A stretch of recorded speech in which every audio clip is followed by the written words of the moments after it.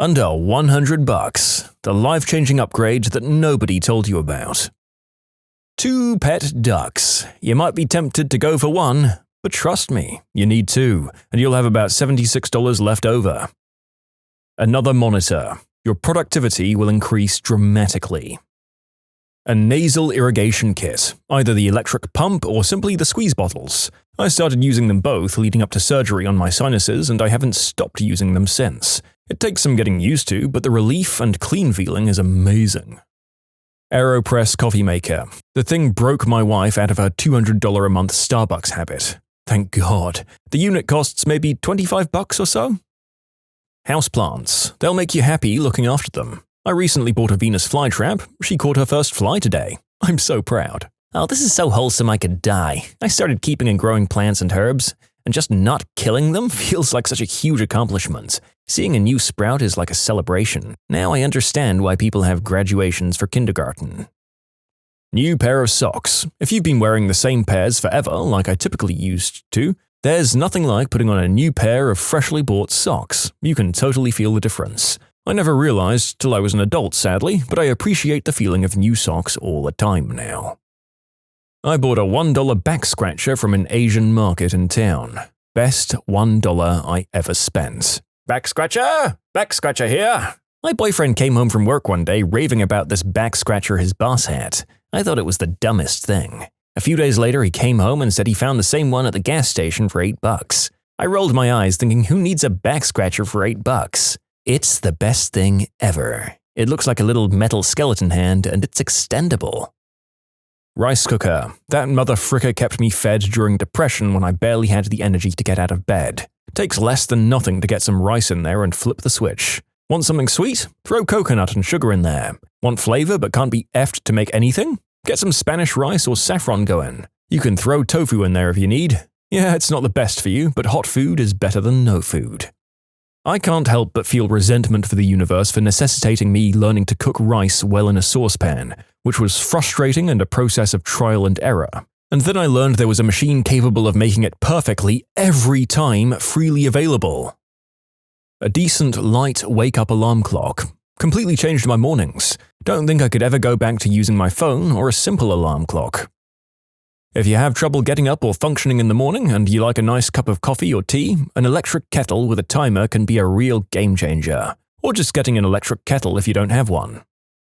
Vertical mouse. $20. Saved my wrist using it at work all day. It looks odd, but it feels so much more natural. I even got a bunch of people at my office to buy one after they tried mine. King-sized blanket for a queen-sized bed. I got a king for a double bed. Best decision ever. The double sheets fit the bed, but I couldn't snuggle completely under them without curling up. Now I can hide completely under the duvet stretched out. Best thing ever in the winter, and as a bonus, if I pull the covers completely over myself, the boogeyman can't even find me now. How about sharp knives for the kitchen? I put off buying a whetstone for a long time, mostly because I was nervous I'd use it wrong or ruin my knives. But it's not too hard at all if you get one with an angle guide. Makes chopping stuff up faster, easier, and safer. We bought a whetstone, what feels like years ago, and it went unused until last week. Everyone in the household is constantly complaining about dull knives, and I always tell them, well, we do have a whetstone, to which they respond, I don't know how to use that. Eventually, the dullness started to actually bother me, so I spent 30 seconds watching a YouTube video and I gave it a crack. Then I learned it had been bothering me my whole life, and I just didn't know it. Knives are supposed to cut that easily? Holy crap! A glass breaker on a keychain. Push it against the glass of your car window and it shatters immediately, helping you get out of your car underwater or if there's a broken door or something. Super cheap and life-saving. In my opinion, definitely a weighted blanket. If you have a hard time sleeping at night or you have anxiety, they have some at Target for $25 currently. And something else that really helps me with sleeping is a bottle that keeps water cold, like a Mizu or whatever. Being able to drink ice-cold water at any time of the night without leaving your bed changes everything. How do you not have to pee all night? I force myself to stop water intake by 8 p.m. because I end up peeing twice a night even with my water curfew. You need a nice water bottle and a good-sized pee jar for your nightstand. Try not to confuse them though. Motion sensor night lights. Can't tell you how many stubbed toes or falls they've prevented. Also, a cheap intruder alarm. Carbon monoxide detector. More than one 10mm socket. Oh, excuse me while I cry 1/7/16 of an inch at a time. Blackout curtains for your bedroom. Changes your life if you want to sleep all day. I refuse to have them in my room after living like a vampire for a few years. Combine it with a wake-up light alarm clock. Block the sun and then emulate its rise. The future is here, people. It may sound simple, but a good pillow. It's amazing the change in body aches and sleep you see when you have a good pillow that just fits you. I thought that I liked memory foam and other fancy pillows, but the real life changer for me was a buckwheat pillow. I have sleep apnea, and it allows me to get my head into the perfect position and keep it there comfortably. Before you go out and buy one yourself, please research different pillow pros and cons. Buckwheats aren't for everyone. Sunscreen. No cancer for this guy. For anyone that disagrees with this comment, I've had multiple skin cancer surgeries. It's not the scalpel cutting away the flesh from your body that hurts the most during the procedure, it's whatever liquid they inject into you to deaden the nerves around the cancer that hurts. The needles don't hurt, but that crap they inject into you is frickin' nasty. Wear your sunscreen, kids. An air compressor to air up your tires. Got one off Amazon for $30. A 10-foot charging cable, or a quality pair of shoes. National Park Annual Pass. And if you're a veteran with any percentage of disability rating, they're free for life. If you have a large lawn or a property that requires a lot of yard work, get some 3M work tunes. About $50 and they're a combination of hearing protection and Bluetooth headphones, so you can actually hear your music without destroying your eardrums. They're a good gift for anyone you know with a lawn or wood shop or something. At my old house, it was a 4 to 5 hour ordeal to mow and trim the property. I'd likely have gone fully insane without those. Fitted sheet straps. They keep cheap sheets from popping up at the corners, so now I can use soft sheets that don't cost a fortune and my sleep is undisturbed by them popping loose, greatly improving my quality of life. A good shop vac. You will not believe how many uses around the house you'll find for it. Cobweb removal, water removal, gravel removal, vent cleaning, soot trap cleaning, after a good scrub since it's likely dirty from the other tasks. Car vacuuming, dust sucking, the list goes on. Seriously, if you plan to buy or already own a home, go get a shop vac. Basic skincare routine. I'm talking like cleansing, moisturizing, sunscreen, and if you're really adventurous or in need, get yourself a topical for acne or concerns. Amazing for your self-esteem and also becomes a real form of self-care eventually. It's so easy to forget to take care of yourself. Step 1. Throw away all your socks. Step 2. Buy 3 to 5 packages of the same sock. Step 3. Enjoy a life without ever having to match socks again. But I can't deprive the world of my many diverse, colorful, and incredibly tacky animal or food print socks. Have fun with your beige lifestyle, you simps of mediocrity. First aid kit. Similarly, a fire extinguisher. Okay, maybe this isn't for everyone, but a pressure cooker. You can get one for around $100, and it can easily cook a genuinely staggering variety of food and cook it well. Whew, these answers I'm getting. Today I learned there are 3 types of people that use pressure cookers: people who use them to cook food, people who use it to sterilize things, and last but not least, people who use them to make bombs. The more you know. An electric kettle. I'm American. As a UK citizen, a kettle is on par with actually having food in the house. A dash cam for your car can protect you from wrongful claims, also vandalisms and theft. I got one, although I've never been in an accident before, knock on wood. The peace of mind that it gives me to know that I have backup evidence of anything of that sort for future issues is calming. Best $50 spent in the last 30 days. I've had one for a few years. Finally paid off when a guy backed into me at full throttle while we were waiting at a red light. Without it, I'm sure I would have been blamed for rear-ending him. A good showerhead. I can't stress enough how a high-quality showerhead can turn getting clean into an utterly zen 30-minute self-healing and relaxation session. Okay, clarification, I don't shower for 30 minutes every day, people. Modern rain showerheads use very little water, and I only have about 15 minutes to get ready in the morning, so this is a rare treat I let myself do once or twice a month. 24-year-old male here. I bought a book online about SQL for like $25, and then a course on Udemy for like $11.95, but I went from a job earning from $35K to $55K because I took time to learn a new skill. And if I end up staying and becoming a higher-level analyst, salary is around $70 to $75K. And look, maybe data analysis isn't your gig, but learning a skill can be cheap in terms of money. More time-consuming than anything else, but worthwhile.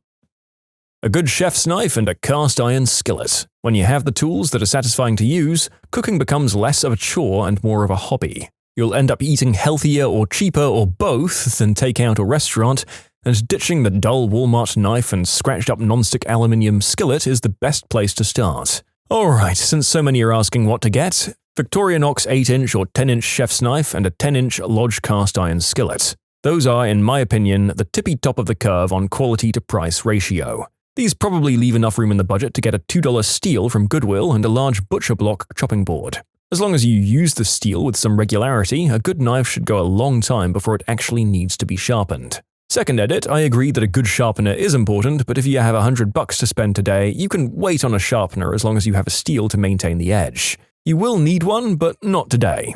Also, I'm going to take another look at carbon steel skillets. You can submit your own stories to be featured here on the channel. The story submission link is in the description below. Don't forget to subscribe to Am I the Genius? A hammock. Bought my Eno a year ago and I have no idea what I'd do without it. You can literally post up anywhere and everywhere and it will encourage you to go outside a lot more.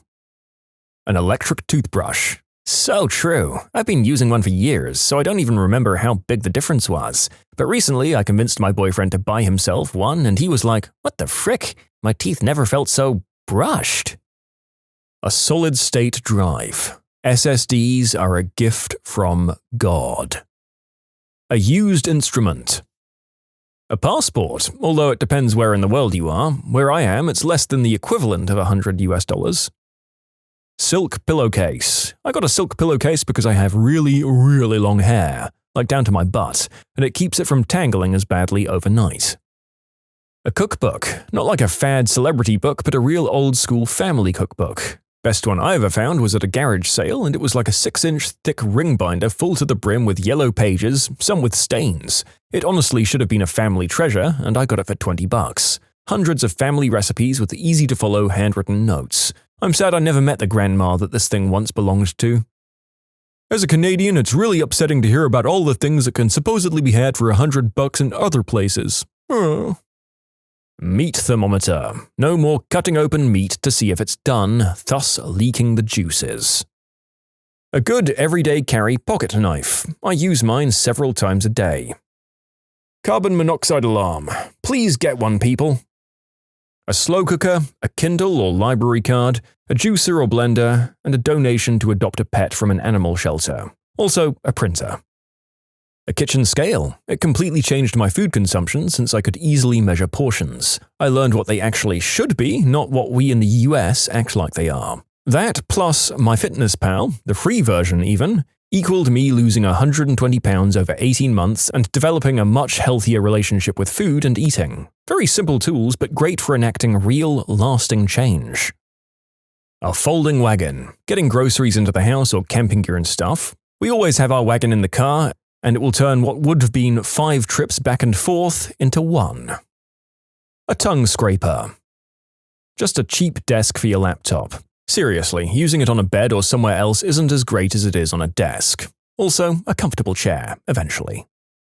Books. Knowledge is currency that only increases. Okay, I bought the Twilight series and all of Sean Hannity's books. Let's get to work.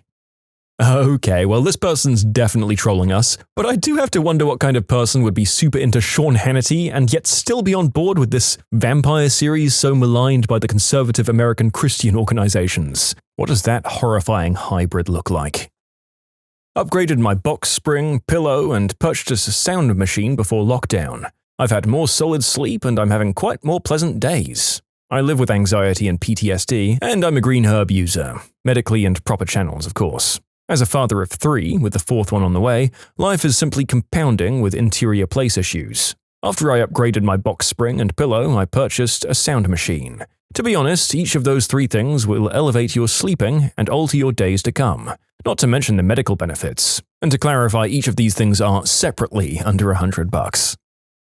Prescription contact lenses.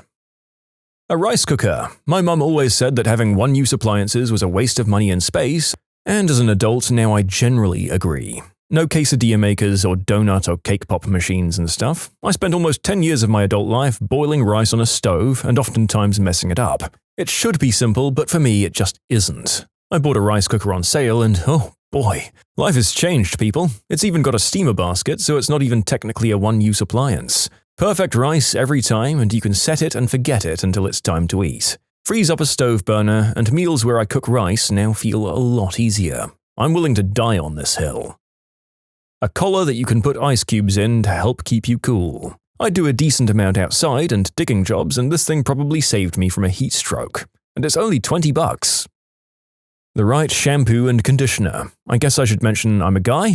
I use this super girly looking stuff called Love, Beauty and Planet, and my hair is glorious and I love putting my hands into it. And other people like putting their hands in my hair too, generally women. Female marketed products are vastly superior in so many ways, and guys won't buy them because they're forced into the men's marketed section with bears and wolves and trees that represent crappy college-smelling products that are 12-in-1 body, hair, dish, clothes and car wash. Hair is hair, people. Choose the products marketed towards people who give a crap about their hair. Be the beautiful man you were meant to be. One of the male-marketed products that's superior, though, is men's razors. I know women that swear by men's razors, both because they're higher quality and lower in price. A pull-up bar. If you have no upper body strength, begin with negative reps. Stand on a chair or stool, and get in pull-up position from the standing position, or jump into a pull-up position where your chin is above the bar. Then slowly lower yourself down. Continue to do these. Even better, use a resistance band to help spring you up during the rep. Start with stronger or multiple bands and progressively reduce the resistance. Eventually, you'll be able to do bodyweight pull-ups. Then it becomes the fun part when you add weight. A good pair of shoes. I bought 8 meals as meal preps for $96 for someone. It helped them through a hard time and provided hope. They just got their own place now and can comfortably afford all of their meals on their own. Paprika recipe app and the corresponding software for your PC. The thing is a miracle. Not only can you download recipes from websites, it pulls the recipe and instructions right out and leaves all the chaff. You know, the part where they tell you their life story and how their grandmother always told them when they made this apple pie that it reminded her of the time that blah blah blah. But you can also add ingredients to your grocery list right from the recipe, create meal plans and menus, and share access with other people. They have to buy the app too and use the shared login. It's changed the way I meal plan, shop, and cook. Instant Pot. Seriously, I love my Instant Pot more than I loved my first slow cooker. It changed summer cooking for me forever. I use it mainly for casseroles, chili, rice, and pasta dishes. It gets so hot in here that it's nice not to turn on the oven. YouTube wants you to think the answer is YouTube Premium. Screw Google for pushing that YouTube Premium so hard. They're so aggressive about it that I'll never even consider getting it just out of spite. A Brita filter water pitcher and reusable bottles. I cut out most drinks aside from water back in October, and we were going through more than 2 cases a week. It was expensive, heavy, took up way too much space, and was such a waste of plastic. I ended up buying a Brita pitcher from Walmart for about $18. We fill it up 2 or 3 times a day, and everyone has their own bottle now. When quarantine started and nobody could find bottled water, we were all good. There were so many positives to buying the Brita pitcher that I wish I'd bought it years ago. A used greenhouse. Growing plants in a greenhouse is one of the most rewarding things ever. You can raise so many amazing plants in there, and working in the garden is great for your mental health. It probably saved my life. Caring for plants and making them thrive gives me purpose. Great stuff. You know, folks, this might be my favorite answer. I'd never even thought about it, but I guess with any measure of care, you can probably get greenhouses these days that are relatively easy to put up and take down, and there are for sure other people who buy one in a fit of inspiration and then give up the hobby. A sew-right. Many people aren't aware of the psoas muscle and its role in tying the body together. A great deal of lower back and glute and hamstring pain stems from a tight psoas, as well as a pain in the abdomen, upper back, the list just goes on. The psoas is a muscle that runs through the core, tying the hips to the upper abdomen, making it the literal crossroads of the body. A sew-right is expensive for a seemingly easy-to-recreate piece of plastic, but my god, I've been involved in athletics my entire life, bodybuilding and powerlifting since I was 18. I'm now 26, and I'm a big fan of stretching, rolling, and using lacrosse balls on my back and feet. When my roommate ordered it and it came in, he told me to lay on it as low and close to my hips as I could and breathe. Slowly at first, I lowered my psoas onto this monster to immediate pain as a lifetime of use, overuse, and outright neglect were all suddenly addressed. Pain, and then it got easy. So I went a little further. Pain, and then it got easy. So I went a little further. In a matter of maybe 3 minutes, I literally felt like a changed man. I cannot recommend it enough. We bought it on vacation and let our friends try it, and the reviews were all the same. This sucks, it hurts more, haha, this is crap. Oh wow, my back doesn't hurt anymore. It's an actual lifesaver. Your first mechanical keyboard, but the second one will be over $100 US, I promise. You see, I bought mine for home and I didn't notice much of a difference, but when I had to use my non-mechanical office keyboard, it felt like garbage. The keys are so much less mushy on a mechanical keyboard. A real lava lamp, not that glitter lamp bullcrap. It's honestly such a stress reliever to have those balls of wax bouncing around as you try to fall asleep. Turn that thing on and my brain just knows it's Zen time. What's the weirdest thing that you've seen at someone's house that they thought was completely normal? Their mother cooked 5 different dinners from scratch every day.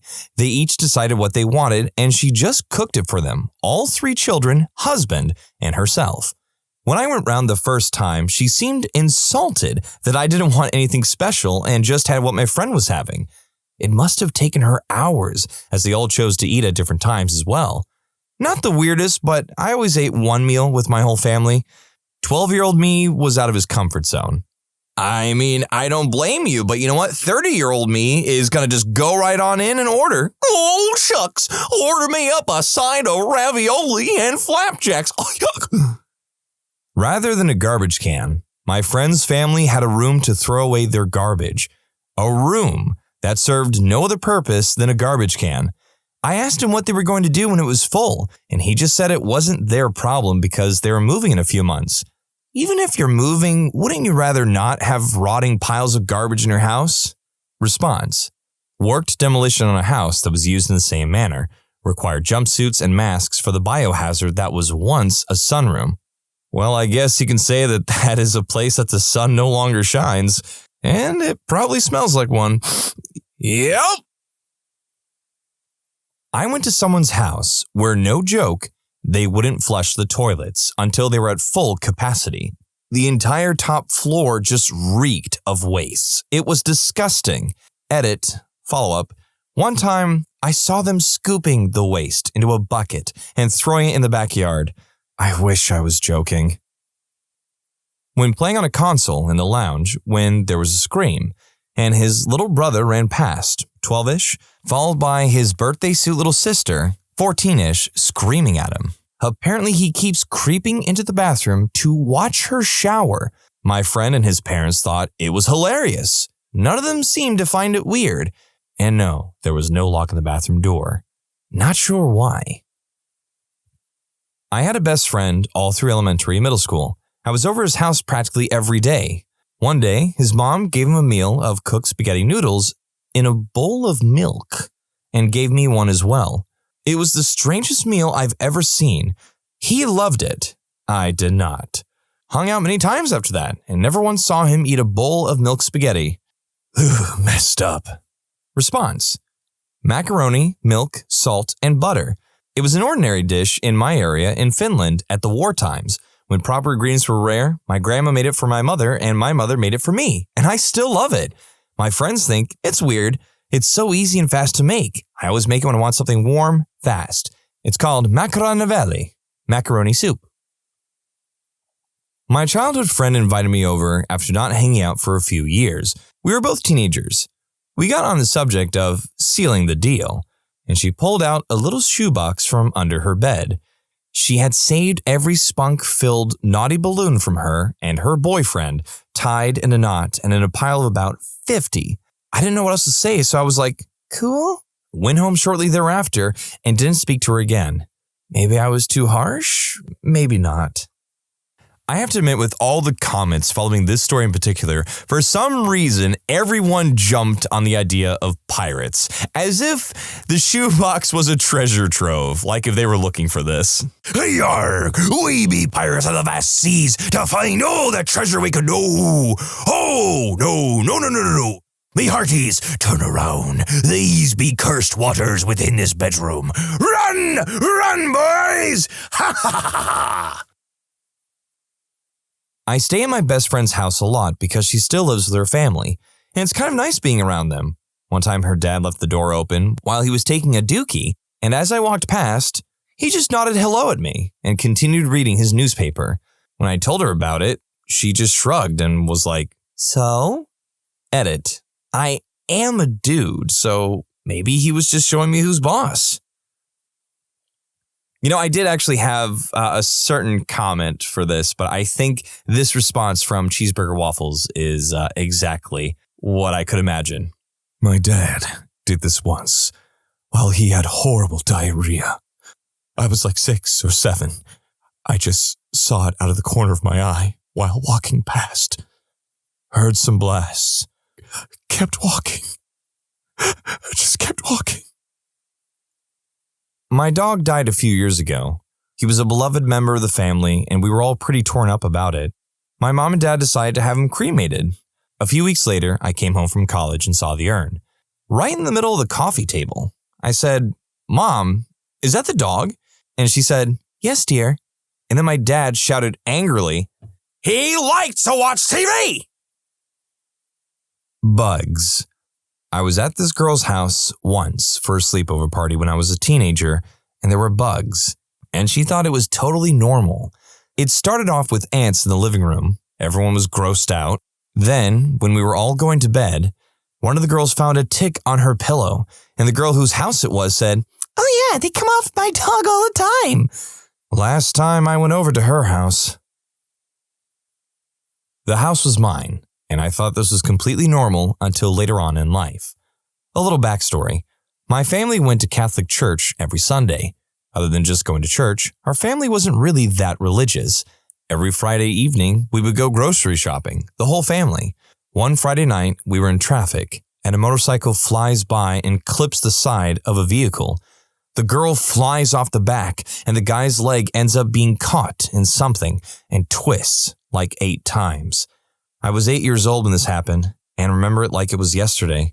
Well, my mom runs into a nearby business to call 911. This was way before cell phones, and they clear the accident. On our way home, my dad says that we were going to say the rosary. If you're Catholic or religious at all, you know about the rosary. It's prayers that you repeat over and over and over, etc. Thinking that would be the only night that happened, my dad decides to say the rosary every night. At 6 p.m., we had to be in the living room, on our knees, and it lasted for an hour. Then we'd eat supper and get ready for bed. This went on for a long time. I had a friend over one night. We were playing video games in my room when my dad came to get me for the rosary. I told my friend to continue playing games until I come back. Nope. My dad said he had to participate. My mom told my dad in private that he couldn't make someone else's child participate in the rosary. My dad was dead set on my friend doing the rosary with us. My mom ended up bringing my friend home, and no one from my school wanted to come to my house after that.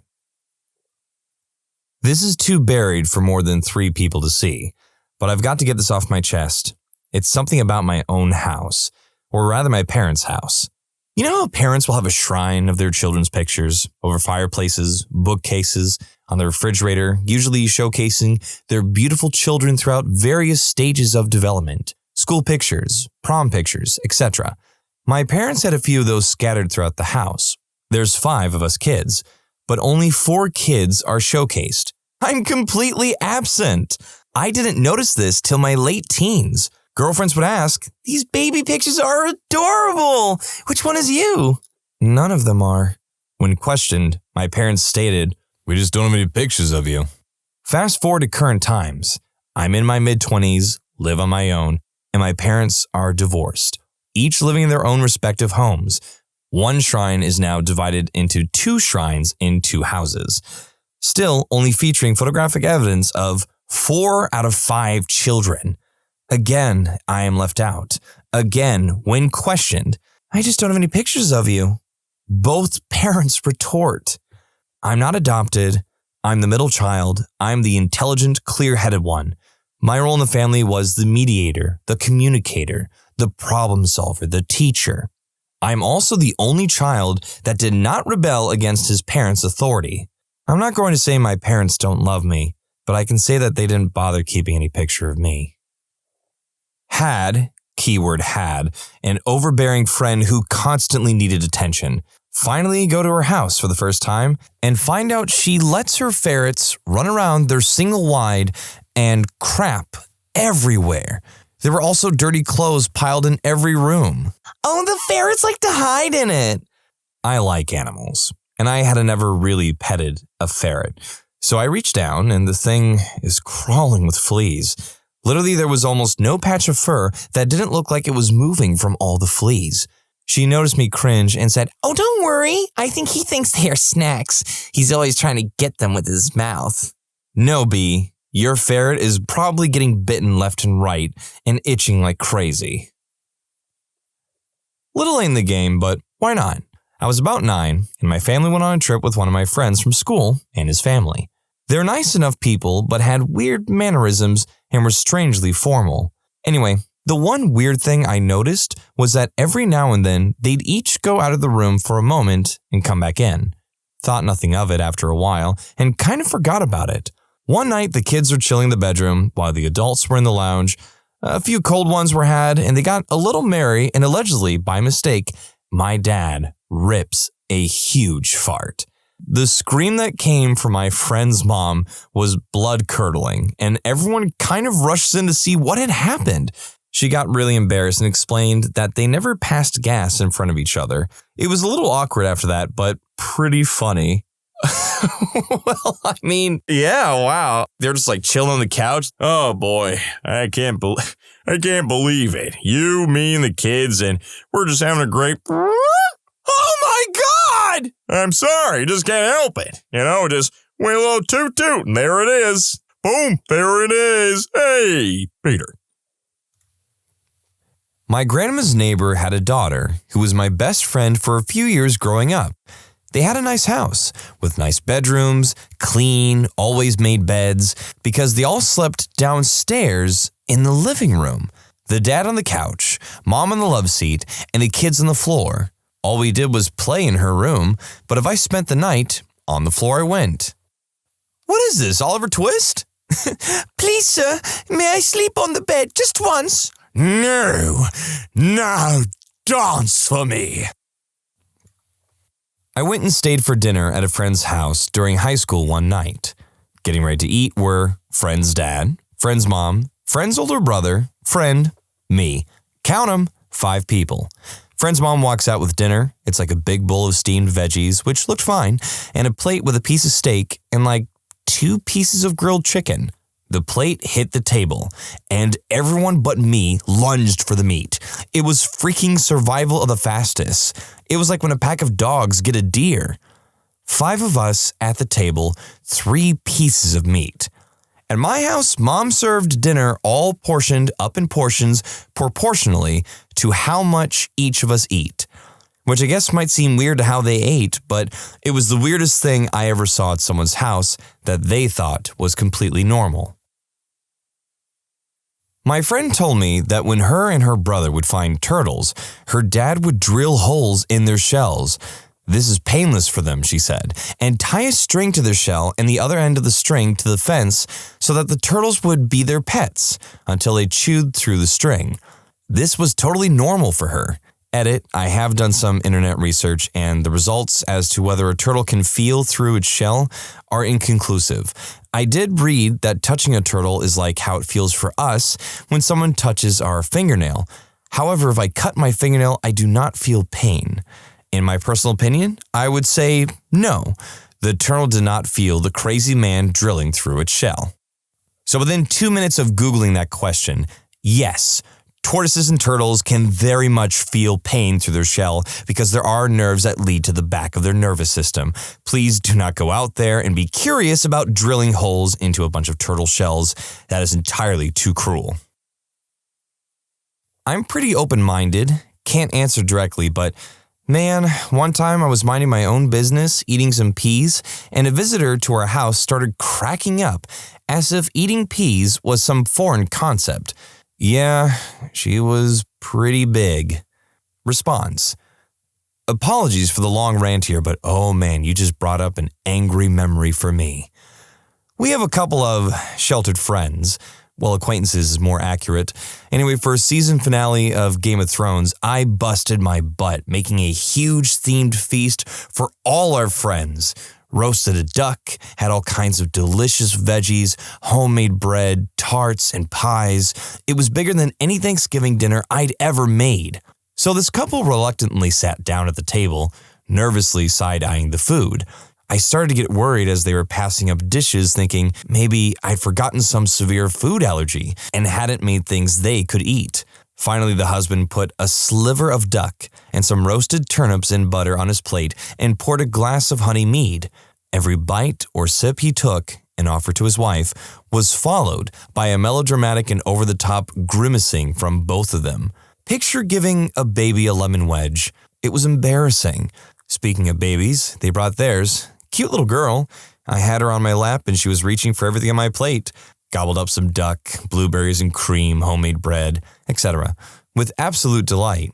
The mom kept exclaiming how weird it was because the kid doesn't like anything homemade. She eventually retreated to another room, where I found her stuffing candy bars into her mouth and giving her kid cookies. I was so sad. Went on a date with a girl. Things went well, and she invited me to her place for a drink.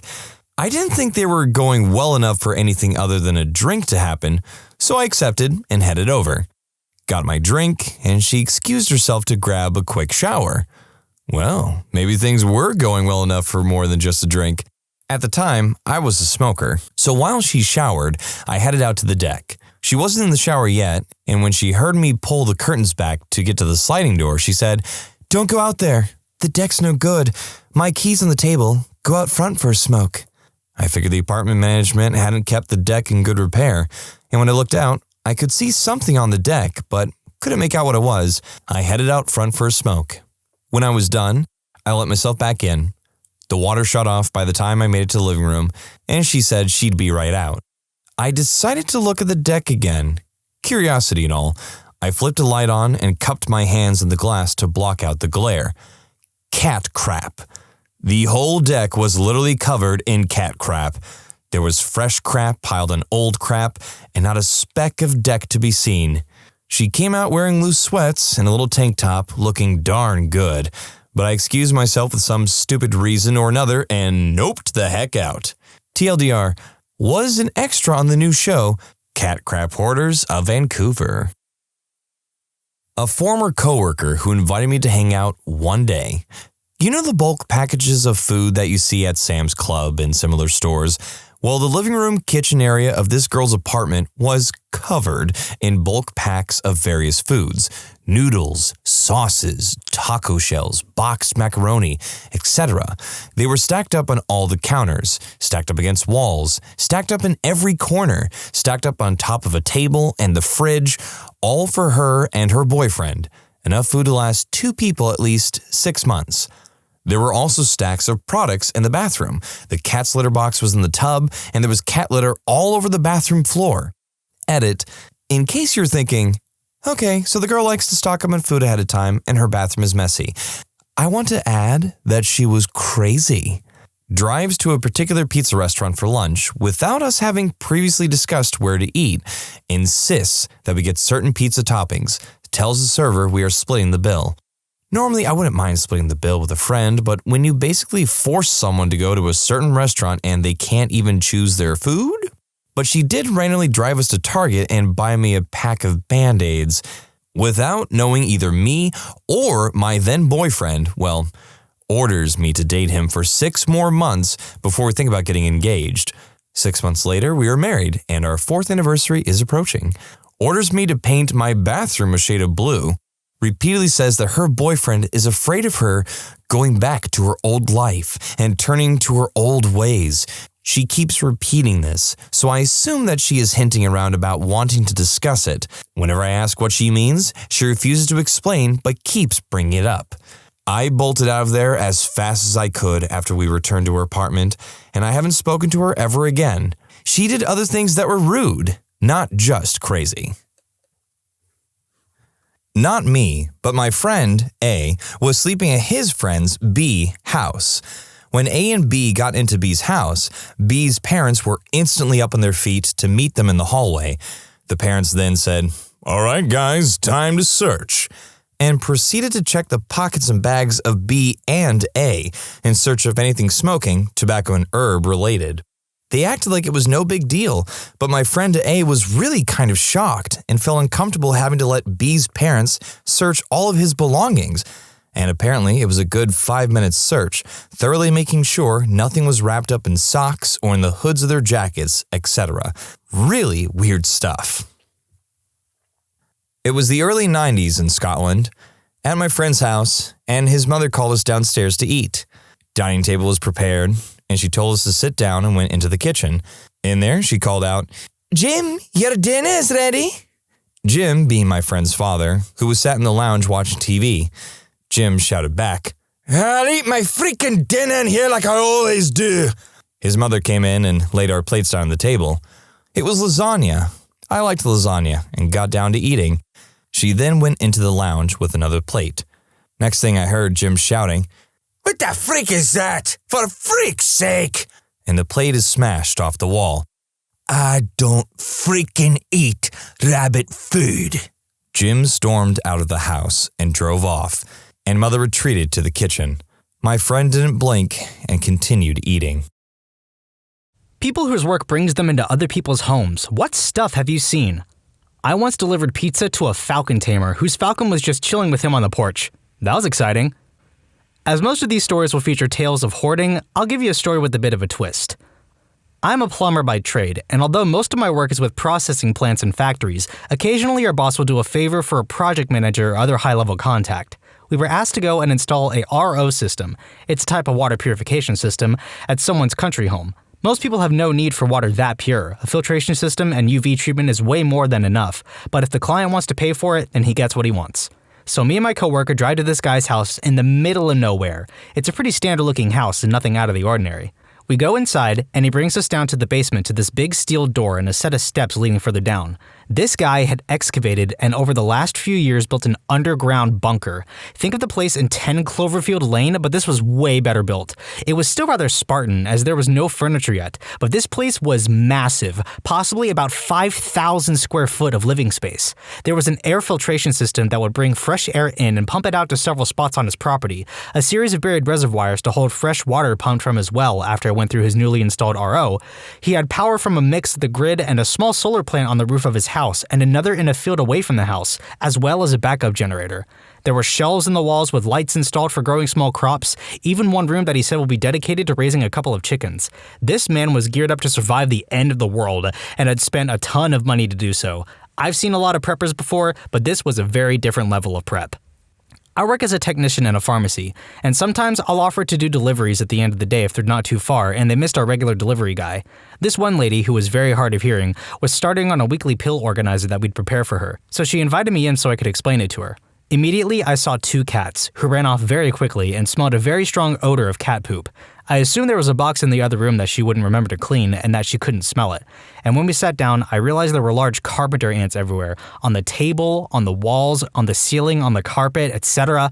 She didn't even seem to notice them. There are worse stories for sure, but I'd been serving this lady for 5 years at the store and would have never suspected such a thing. I was so thankful for the fresh air I was breathing in when I left.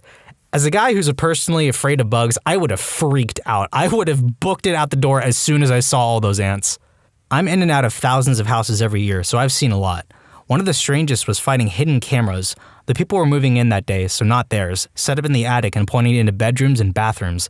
Also in the same attic, it was a big one, was a completely furnished hidden room that was only accessible from the attic.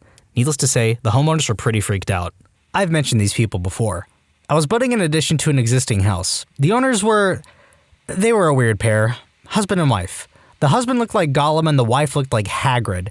They were both very slow mentally and they smelled terrible, like they bathed in pure ammonia. Even the new addition started to smell. The more we sealed it up, the more it stank, and we hadn't even opened them up to each other yet. At the time, I wasn't anybody important on the crew, so I never had any occasion to enter the house itself, until one fateful morning when I was there early. The power to the exterior outlets had been cut, and the electrician hadn't installed the new ones yet, so I decided to run an extension cord from inside the house. I opened the back door intended to become a hallway entrance, and the smell nearly knocked me over. It was like the ammonia smell that clung to them, but ramped to 100 times. Breathing shallowly through my mouth, I ventured into the dimly lit interior. The living room, or at least I think it was the living room, was a literal maze of containers, cages, 18 inches tall and a couple feet square, all stacked one on top of the other. As my eyes adjusted, I thought they were filled with rabbits. The ones by the door were stacked such that I could see over them. Elsewhere and against the walls, they were stacked to the ceiling, each and every one of them with an occupant. I stepped closer. Not rabbits. Cats. Hundreds of cats, each cage containing at least one, some 2 or 3, each stacked 4 or 5 high, nothing under them, each one urinating and defecating on the cage below.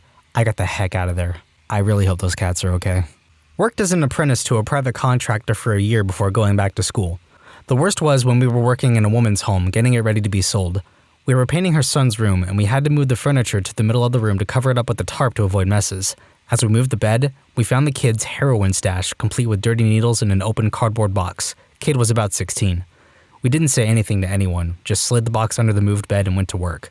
We were pretty glad to be out of that place ASAP though. Along with the kid, his single mother definitely seemed to be tweaking at points, and looking back on it, I suspect she was an addict as well. On the other hand, the best job we had was a 6-month job that started as a front entryway reno for a woman who had recently lost her husband. When we started, she kept to herself and spent most of the days in her room. She had some medical issues that prevented her from working, and was clearly very depressed. The entryway renovation became a living room, and then kitchen, and then basement, and eventually a whole home renovation inside and out. The woman kept finding new things she wanted done. In the process of all this, she started to heal, and by the end of the job, she was always out in the living room or kitchen, chatting away with us and feeding us and taking care of us. The last day of work was only a 2-hour cleanup, after which she took us out to lunch to thank us for the renovation and, more importantly, helping her overcome the depression that she was dealing with. I love that lady. And I love her too. I'm so glad that story had a good ending. I used to work on foreclosed homes as an inspector of sorts. I remember we went to one foreclosed house where all the windows were painted black. Inside were these massive wooden stands with the fluorescent lights and nothing else. I don't even think any of the appliances were left. The thing that gets me to this day, though, about this house was that the people growing weed there thought painting the windows black would be a good idea, because that's not suspicious at all. I'm in nursing/mental health. Some of the more memorable things I saw were during my student placements many years ago. For instance, one old guy I visited was a bit odd. As he was talking, I was scanning the room and see these framed photos of him from decades ago. He was in full blackface in them. Why he proudly displayed these photos, I don't know. Also, as a student, I encountered what I believe was a case of spousal Munchausen by proxy. The client was bedbound and had been for decades following a vehicle accident. She was skin and bones, couldn't communicate, and had some type of fungal infection covering her skin. The husband watched her like a hawk and didn't leave the nurse and I alone for a moment. Very controlling, yet played up the carer role. It just didn't seem genuine, and I suspect he was getting secondary gains from the years of sympathy in his role, hence my belief it was a case of MBP. There was also some other guy living in the house who just stood around and watched us like a creep. When we got in the car after the visit, both the nurse and I agreed it was extremely disturbing. Nowadays I'm in psych and the things I see don't faze me. Carpet installer for 30 years. The list is endless. Some highlights. Full-on woohoo dungeon in the basement. NYC male prostitute with custom wallpaper. Silver drawings of gay woohoo on black background. Did several buildings for a developer. Later saw him on the front page of the paper getting arrested for kidnapping/extortion. He was Russian mafia. Have showed up to find piles, not one pile, piles of dog crap all over the house. A secret computer lab in a bazillion-dollar home behind a bookcase, down a long concrete hallway, and a giant steel door. Sounds like he's Batman. Had the power company running an underground line outside the home I was working in. They hit the water main for the entire area. Guy had a water spout in his front yard like Old Faithful, only it didn't stop until they dug up his entire yard and the water had destroyed the entire bottom of his house. He was at work, had no idea it was happening. I could go on. You don't have to go on. That's enough. That's plenty. I don't typically go into other people's houses. I'm a mechanic who does house calls, which occasionally brings me inside to wash my hands or use the bathroom. The best one was when I was doing a job for a man who broke down at his girlfriend's house. After the job was done, I asked to go inside to wash my hands and he says it's fine. I'm washing my hands at the sink and suddenly this naked black woman comes out of a room and gives me a confused look. Who are you? What are you doing in my house? I'm the mechanic. You can't be the mechanic. You're a woman. Person I worked on the vehicle for. Must be cheating with me. With a white girl at that. What has this world come to? Well, to be fair, I'm not white, I'm mixed, and I assure you I am indeed the mechanic. No, women cannot be mechanics, and I don't care what you are. So the strangest thing I've ever seen on a house call was an overly paranoid, mildly sexist, naked black woman. I tried to calm her down, but it didn't work. Apparently the guy got dumped that night and it was all my fault. I now ask for a hose to wash my hands. Geesh, I really hope that guy finds a better girlfriend. I clean houses. One client has us clean once a week. If it lands on the floor, it stays there until we clean it up. Her youngest child is still in diapers. There are usually dirty diapers around the house completely filled with pee. Her bed sheets always have crumbs from her kids eating in her bed. There have been skid marks on her sheets and duvet cover. They have 5 trash cans in their kitchen so they don't have to worry about taking the trash out. Her kids play with toothpaste and toothbrushes, so we find globs of toothpaste all over the house. My boss has once gone to make the bed, pulled the sheets back, and found a huge pink adult toy, and the mirror-sided nightstand was covered in lube. I think the wrong thing was lubed up there. Working in financial services here with insurance and investments. While I've seen a whole slew of different stuff between new and old clients, probably the most interesting aspect of the job is seeing people who make really good money for themselves but live well within, and sometimes below, their means. One particular case was a young guy in his early 30s who had accumulated quite a bit of wealth, was making upwards of $85,000 a year plus bonuses, and was living in a rather run-down apartment in a bad side of town. Roaches, leaky ceiling, the works. And he wasn't looking to upgrade his living situation. Ended up being one of my favorite clients. Super nice guy, level head. We play golf on the weekends sometimes still. 4! Used to deliver furniture, so boy do I have some good stories. Number 1. A lady had mannequins everywhere in her house, all of them dressed up in fancy clothes and in various positions. Some sitting in the living room watching TV, one in the kitchen with an apron cooking, 2 at the dinner table, 1 sitting on the edge of her bed, and best of all, 1 on the toilet downstairs. It was very strange. The lady dressed in very bright clothes with very red lipstick, and her eyebrows always made her look very surprised. Number 2. This delivery was in run-down old neighborhood that was in a very wooded area. Being there just gave me the creeps. I was putting together a bed frame upstairs and looked downstairs through an open air vent and saw that the garage area had freezers lining the walls and a little workshop with a meat grinder and a bunch of tools in the middle. I think it was the fastest I ever assembled that particular bed frame. Noped right out of there, but I did get a $20 tip, so I never mentioned it to anyone until now. Number 3. This time I was delivering a bedroom set to a nice lady in an apartment complex. Walked into her apartment, and there was no furniture anywhere except a mattress on a simple bed frame in her bedroom with a TV in front of it, and a mirror on the ground in her living room with a laptop and webcam on a chair. When taking her old mattress out, she had several adult toys under her bed, all of them over 10 inches long and girthy. I think you can guess what her job was. Number 4. There was a lady who ordered furniture online, which was unusual because it was such a small business. We arrived with a Cali king-sized bed, and the woman was bedridden and well over 500 pounds. Who answered the door, you might ask? Her husband, who must have weighed 150 pounds soaking wet.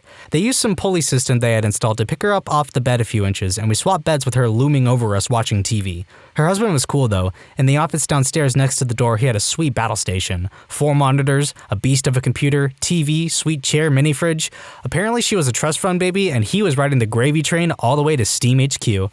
Number 5. Delivered furniture to a nice gentleman one week, and he had pictures of him and his family everywhere. 3 weeks later, we deliver again, and I noticed in all of the pictures, the wife's face was cut out, but the pictures were put back on the walls. Guess that explains the lazy boy. Number 6. Last one. We were given keys to a family's house and asked to deliver and assemble while they weren't home. Not unusual, surprisingly. We get there and start putting their 2 twin-size bed frames together, and next thing we know, we hear 2 people going at it hard in the next room. Seriously, they were getting it, shaking stuff on the walls and everything. They finished before we were done, and 2 15-ish-year-old kids walk out. Turns out he decided to skip school with his girlfriend. Go Timmy! He tipped us $10 to not say anything to his parents or our manager. Former door-to-door salesman checking in. Sold subscriptions for TV and internet. Once tried to sell a lady, read, probably serial killer, whose house was filled with literally thousands of porcelain dolls of all shapes, sizes, styles, and degrees of scariness. Gotta have some variety. She had everything from pristine dolls that looked like they'd never been touched to Annabelle-tier filthy monstrosities that honest to God looked straight out of a horror movie, and these dolls were everywhere. Also, her floors and what I could see of the walls were painted red. Super creepy. 10 out of 10 would almost get murder again. I think the only thing missing from that was a spectacular la la la la la la in the background. I used to work in door-to-door sales, so I saw quite a lot of stuff. One time I knocked on a door and the screen door was shut, but the door behind was wide open and I could see right down the hallway into the house.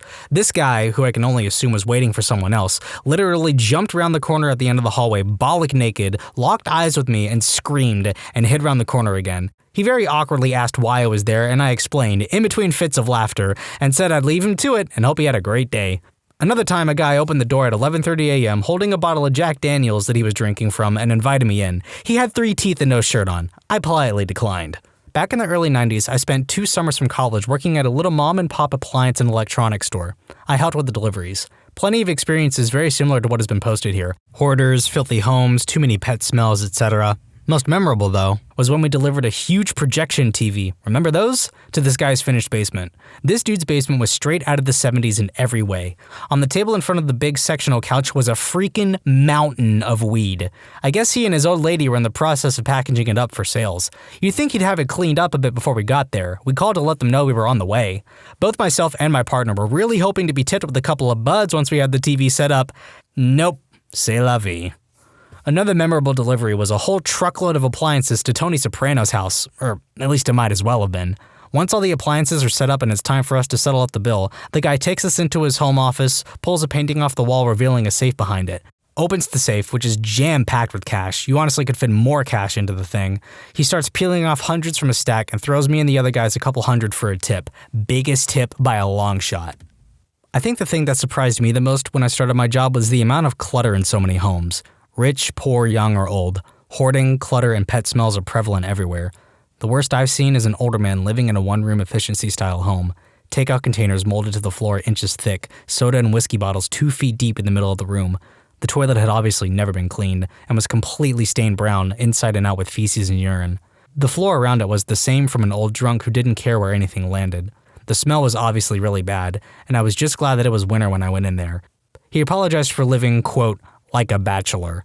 On my first call at this one client, he answered the door in an open bathroom, under which he was naked. He and I stared at each other for a long moment in pretty mutual shock before he finally tied the bathrobe closed, mumbled something, and ran away, to get clothes as it turned out. He came back, he apologized, I fixed the client's very expensive computer and left.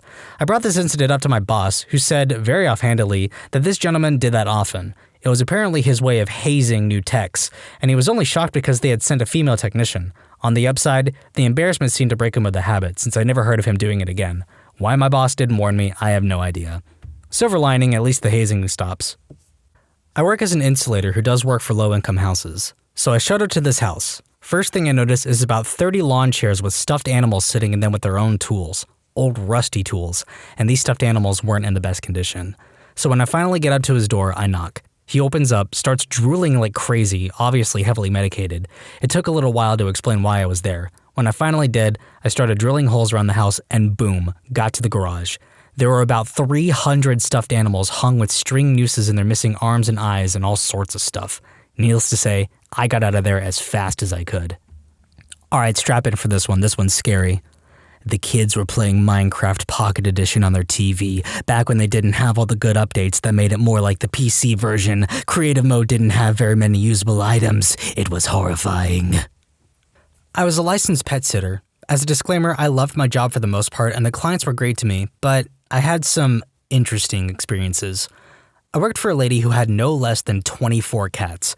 It was a one-story house with a giant outdoor fenced-in cat area attached to the house and an outdoor cat house, which was basically a closed-in shed surrounded by a metal fence with cat houses and food.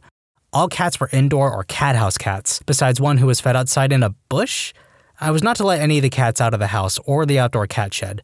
Her house gave me the absolute chills because it was basically just a kitchen, a laundry room, and 2 nearly empty rooms with a torn-up rug and a glass door. Cats creeping in on you from every corner of the house. She fed them all canned cat food, fancy feast, all 24 of them, with cardboard plates left in random places around the house. Her cupboards were full of canned cat food from top to bottom.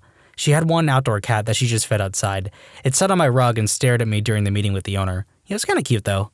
I knocked on the door and someone said, "Come in."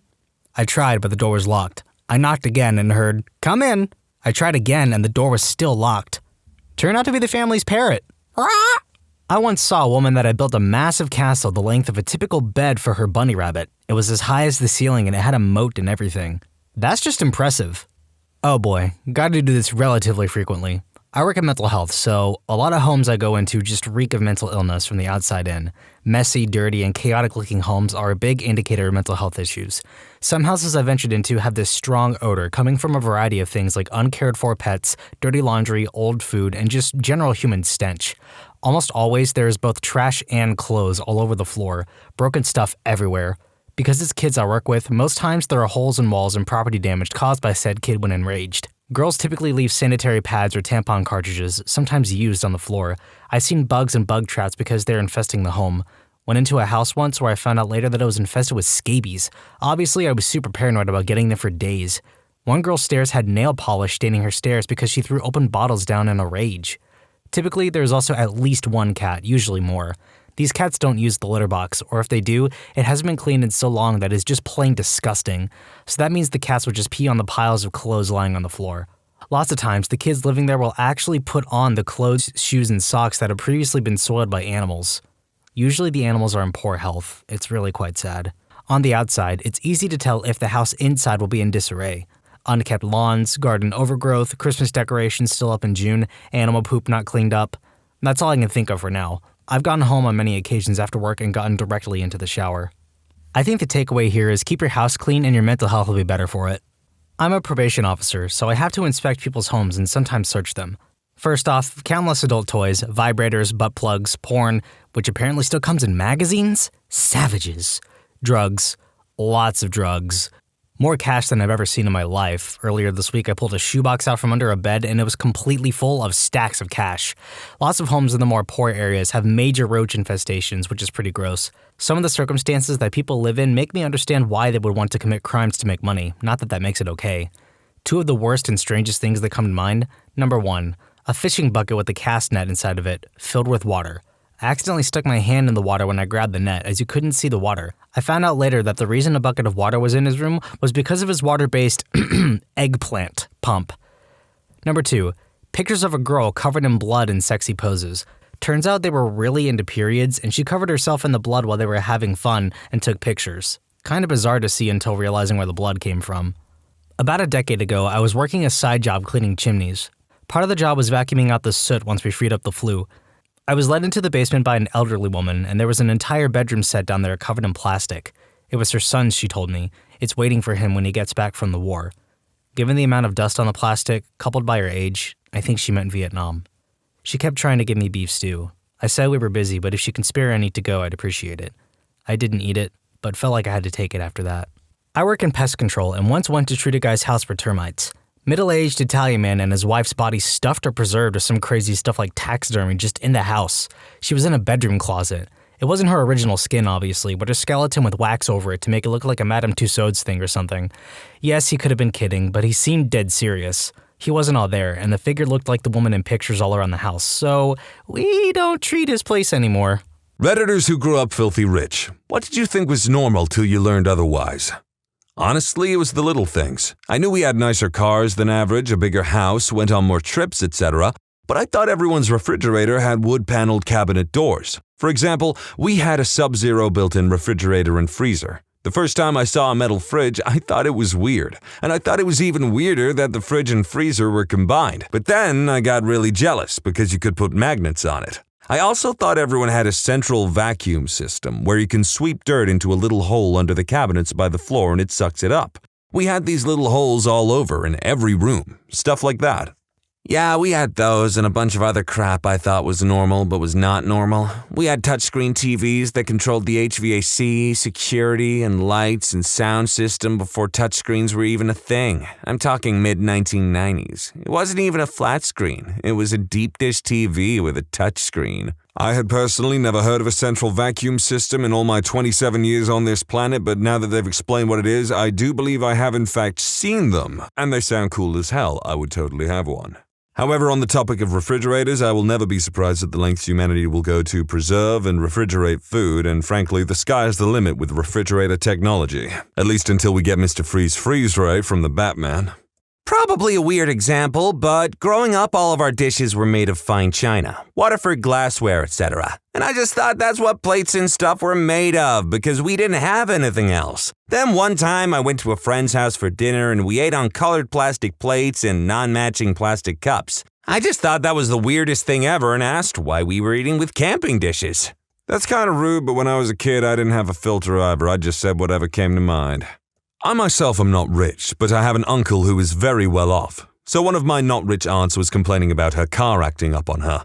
Well, my cousin from the rich family was listening and got really confused. So he just asked her, well, why don't you just get rid of it and go buy another one?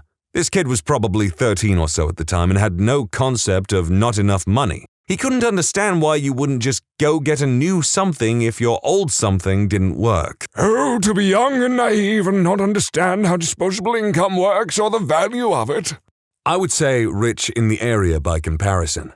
I think the moment it really sunk in was during 5th or 6th grade, around middle school. I felt like I was getting too cool for little kid parties, so I decided I wanted to go somewhere and do something fun.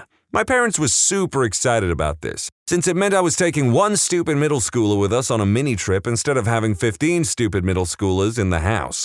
I decided on a trip to some festival, which meant a ferry ride and then drive to a Canadian city and have a big fancy meal. The girl I picked had been my friend for years. I had no idea her life was so different.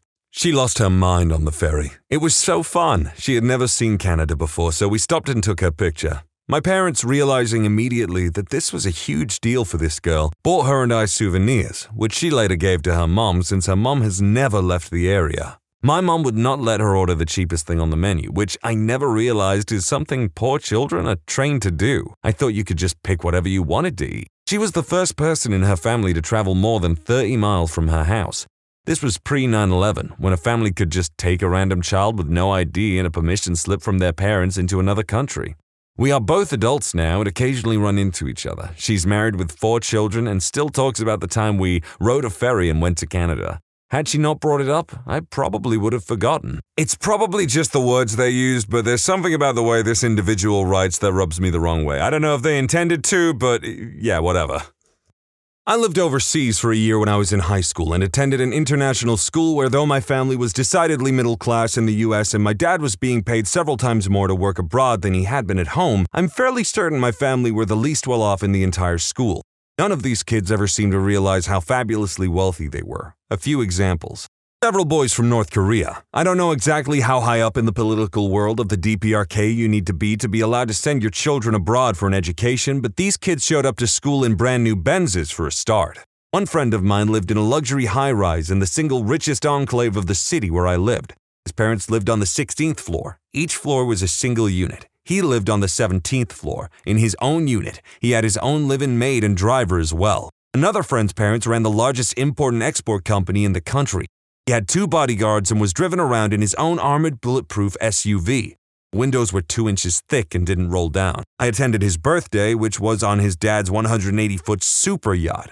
It was not uncommon for my friends to spend 3-day weekends in Bali, the Maldives, or wherever their vacation homes happened to be. I'm still friends with several of them through social media, and the most frequent post I see from several of them is off to blank for the week, then on to blank and blank, those locations almost always being on 3 separate continents. Rich North Koreans, I never thought I'd hear those words put together unless they were following up Kim Jong-un. My father was a successful chemical engineer/manufacturer and private pilot. I spent my childhood in a gated flying community with a fully functioning airport.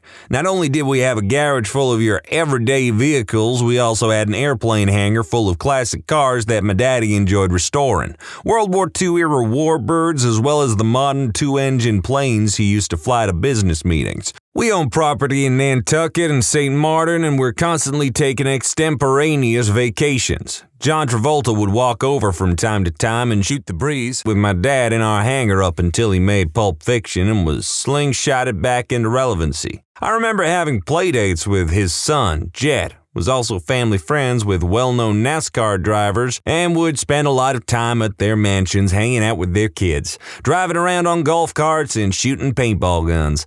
Everyone I knew had airplanes, nice cars, big homes, and what seemed like an endless supply of wealth. That was my normal. When I was about 4 years old, I made a new friend at school and was invited to spend the afternoon over at his house. It was an eye-opening experience, to say the very least, and when I returned home, still very confused, I remember saying something along the lines of, "Mommy, they live in a really small house and they don't have an airplane hangar." My mother was slightly horrified at the realization that this was my reality and had to explain to me that not everyone has the same things that we have.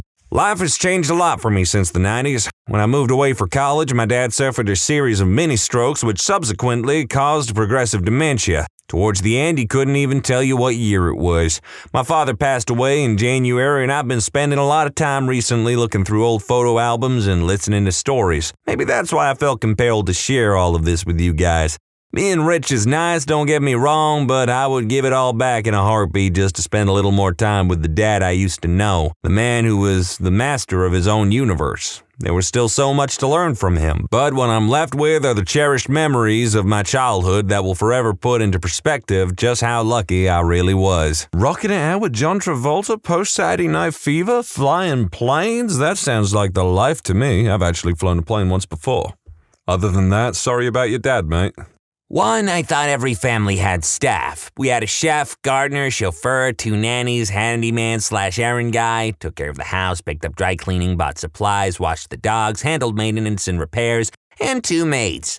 These were full-time and several lived with us. We had a host of part-time staff as well. When I went to college, I was shocked by how everyone took care of themselves so well, when I barely knew how to tie my own shoes. 2. My private school had many Forbes 500 billionaire families, kids of world leaders, and general global establishment types. If we ever needed something anywhere, someone's parents or relatives or friend would have a connection. I just assumed that's how the world worked. 3. Money was always just an afterthought. Nobody ever asked anyone how much something cost. If you just liked something, you got it. Again, interacting with regular people in college was a huge eye-opener. 4. Respect. Everywhere I would go, either with my family or friends or their families, we were treated with what I understand now is a ridiculous amount of respect. It's hard to explain this one, but I think others in the same situation understand. I feel like respect is a topic that we don't speak about enough nowadays, in that it isn't inherently given to you, but rather you are supposed to earn it. And I'm actually glad that this person, regardless of their social status or anything like that, is aware of this. And everyone should remember that. You don't owe anyone that you don't know personally respect. You only owe them an ounce of common human decency. Respect is earned through personal interaction. So, growing up, I knew my family and extended family was better off than others once high school came around, but it didn't really sink in until college. My parents immigrated from Iran to the US. I was a little kid and didn't have anything. My parents had engineering degrees, civil and computer, but my father wasn't allowed to work in our home country because he studied in the West. When we came here, they didn't speak English, so they couldn't work in their profession either. My mom stayed home, and my brother and me and my father worked several jobs. He saved up, along with a bit of money that was finally unfrozen, and started a small business. It grew very rapidly, but my parents didn't really change their own lifestyle. Since I was too young to really know what money is spent on when we were poor, it didn't really occur to me that we became rich. I just assumed this is what everyone in America did, the American dream, and that everyone else was like this, starts poor and then can afford all sorts of stuff. It didn't help that my middle school and high school were very split between rich and poor, so I figured the latter group was just in the process. I always heard college was expensive and some people could afford it, or that their parents had to save up or the kid had to get a job. I thought it was $1 million per year. I figured that seemed like something people couldn't afford. I based that on thinking that the lower class made $1 million a year, so spending a year's wage on 1 year of college would be unreasonable. Then I found out the average salary was less than my brother would spend partying in a weekend in college. Also, allowances growing up. I never had one, and everyone else did, so I figured they were all rich. Then one day I found out this girl I was seeing at the end of high school had an allowance of $50 a month, and it blew my mind. To my parents' credit, we immigrated to the States with nothing, and they built a business that was successful. Also raised us very frugal. My dad still drives a 2006 Jeep Liberty and my mom a 2009 Ford Expedition. My brother and a few cousins love spending, though. Edit. Turns out the Liberty is a 2001 and the Expedition is 2003. They taught us to be very disciplined and financially savvy. I worked my ass off to go down the route of being a physician and on the side started a business. They made sure they didn't help me financially so I could learn how it was to grow a business. Fast forward several years and it became successful enough that I focus on the business instead of being in medicine. I'm not far wealthier than they are and plan on giving the same type of discipline to my children. One of my best friends whom I met in college is very similar. His parents own a multi-million-dollar company and throughout school he had to have a job and pay for everything himself. Did anyone else think I sounded really cool when I said the American dream? I'm not from a wealthy family, but my step-grandparents are really quite well off, living up in their mansion in the hills. 2 of my stepbrothers were fostered to them by their mother, while the unlucky third lived in squalor with her. I didn't even realize the double standard that was out there until one Christmas when the 2 fostered brothers got an Xbox 360 and 10 games each. The console had only just been released, whilst the other brother got a single game for his PlayStation 2 and a $20 note, and I got given the same thing, despite not even being blood, and my father being hated by them. At some stage, my third stepbrother's existence reached critical mass and became an alcoholic. At age 8, a couple years ago, his mother and my father were outed as being addicts to certain illegal substances, which resulted in them having their children taken away by Child Protective Services at the behest of my grandparents, one of whom is very high up in child services. My 2 half-sisters were taken by my wonderful and somewhat well-off grandparents, one of whom works for child services and who are genuinely loving, intelligent people who gave a breath of fresh air and a better outlook on life to 2 girls who knew nothing of the sort, taking great care of them while my stepbrother got sent to live with his dad, the one who supplied him with his alcohol and an abuser of illegal substances himself. I have no idea where he is now, but I don't have high hopes for his future. Meanwhile, his brothers are at university making a future for themselves with everything all paid for them. Sorry for the rant which got sidetracked by the sad story of a very unlucky boy, but it is quite a good demonstration of the difference wealth can have on the outcome of your life, and how unlucky some people can be. Sure, the wealthy have their periods of bad luck, of course, but when you're already in a terrible situation, it tends to be compounded, and some people are too young to be able to deal with these kinds of things, or even have a semblance of influence on their own life, and it often leads them down dark roads that will likely perpetuate the cycle of poverty, or often simply just ending a promising young life. TLDR, have 3 stepbrothers. 2 were raised by wealthy grandparents and are well off and educated. 1 has lived a life of poverty and suffering, and as such, has a very bleak future in store, though he is only young. That was honestly just kind of depressing, to be honest. My parents are filthy rich, but they try to keep us humble-ish, so our main house is actually our smallest. I thought it was small because every room feels essential. There's a kitchen, bedrooms, bathrooms, a casual dining room, a formal dining room, a family room, a lounge room, which is really just the formal family room, a study for each of my parents, a conservatory, 2 playrooms for the kids, again, one more formal than the other, a gym, a cellar, and an indoor pool. It was small in my head because I could name every room. Some of our other houses are big enough that they have a lot of random useless spaces that you don't know how to name. It has some couches in it. It's a sitting room. You get stuff like the lobby and the mezzanine. So I sort of thought that everything in our small house was essential. At age 10-ish, I was absolutely flummoxed to find that people put swimming pools outside. You may as well have told me that your bathroom was outside, like an old-style outhouse. Every one of our houses has a pool on the inside. I later found out that my parents did that on purpose because we're all pale as get out, and an outdoor pool would get us all very crispy and sunburned. Imagine my surprise when I found at about age 14 that some people didn't have pools at all. And then when I went to university that some people can't even swim. There was a lot of little stuff too. Everyone can eat with chopsticks, read music, know basic Latin, has a signet ring, or at least freaking know what one is, know which cutlery to use. I remember wondering if my friends were messing with me at a semi-formal university event in first year. It was a round table and no one knew which bread roll was theirs. Has an assortment of outfits of all possible dress codes ready to go at a moment's notice. Can I come to the gala tonight? Absolutely, no problem. Suppose that you were sitting down at this table. The bread rolls are in front of you. Which bread roll would you take? The one on your left or the one on your right? Usually you would take the one on your left side. That is correct. But in a larger sense on society, that is wrong. Perhaps I could even substitute society with the universe. The correct answer is that it is determined by the one who takes his or her own bread roll first. Just a little Steel Ball Run reference for my fellow JoJo fans. I was always amazed that people didn't have a closet full of clothes like me. I know that sounds stupid, but I wore Gap, Tommy Hilfiger, and all that other nonsense, and my mom made sure we all looked amazing. My best friend had like 2 pairs of shorts from Goodwill. I literally could not believe it. I got in trouble for trying to give her my play clothes, which were all still designer clothes, just ones I had had for a couple years. That and cars. I remember asking my friend's mom why she was upset waiting for her dad to get home from work so she could use the car. Can't you just use yours? The concept that some families could only afford one car blew my mind. Granted, I wasn't filthy rich at all, but when I switched to public school in 5th grade, my choice, very against what my parents wanted, my new friends all were in shock at my neighborhood and house. To me, it was just normal. All my private school friends had much bigger homes than me, some even with private planes. I am probably so wrong, but I always kind of think when someone has a private jet, that is like the 1%. I didn't necessarily grow up super rich, but my dad made between $500 and $750K a year while growing up. I think he makes closer to $750 to $1 million now.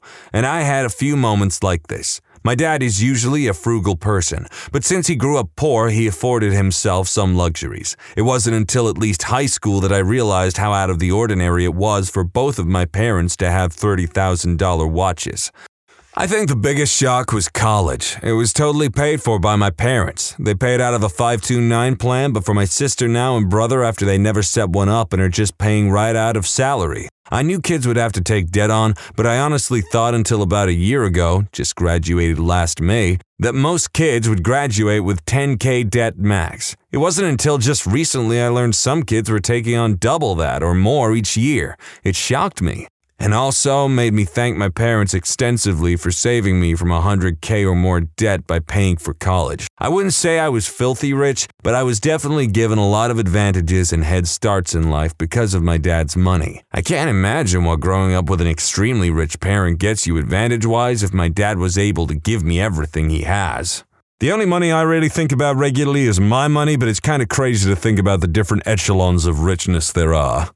Late to the party. Before my dad died, he was murdered when I was 7, we were super rich. He owned his own company and my mom owned her own business as well. I was telling my boyfriend the other day how she'd take us to the mall and just hand each of her 3 kids $500 and tell us to go wild for no reason. After he died, we fell into poverty and my mom went basically insane and lost the house, companies, and declared bankruptcy. Well, that was genuinely a terrible tragedy what happened to your father and mother, but that is a superhero origin story right there. That's all for now, but if you've got a recommendation for the kind of topics you'd like to see us talk about on this channel, then why don't you drop a comment below and tell us what you like. Also, if you've got a recommendation for me and what kind of voices you'd like to hear me do, I could do a pretty good solid snake. As a man, what are some of the most ridiculous double standards you've had to deal with? This girl in my office had a crush on me. Told everyone.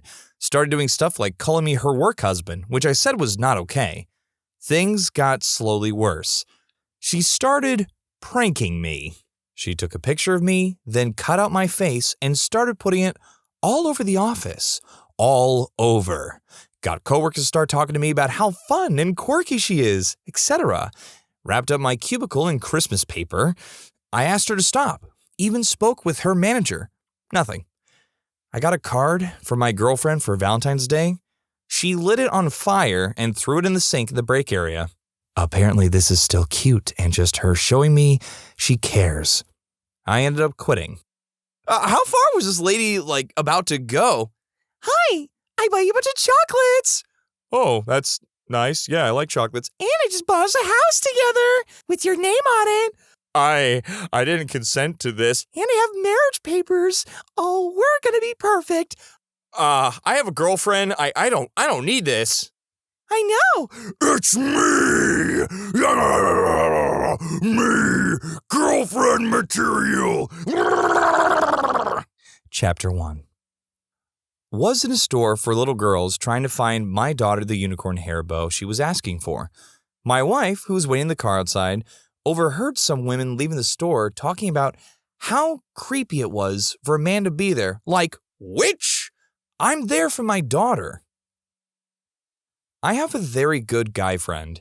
He's a big dude, 6 foot 6 inches. He has a little girl. He's also a single dad, so no mom to help, and freaking adores her, but cannot stand the verbal diarrhea people have when he goes to the stores to get her little girl things, i.e. a special tea set, fun fluffy toys.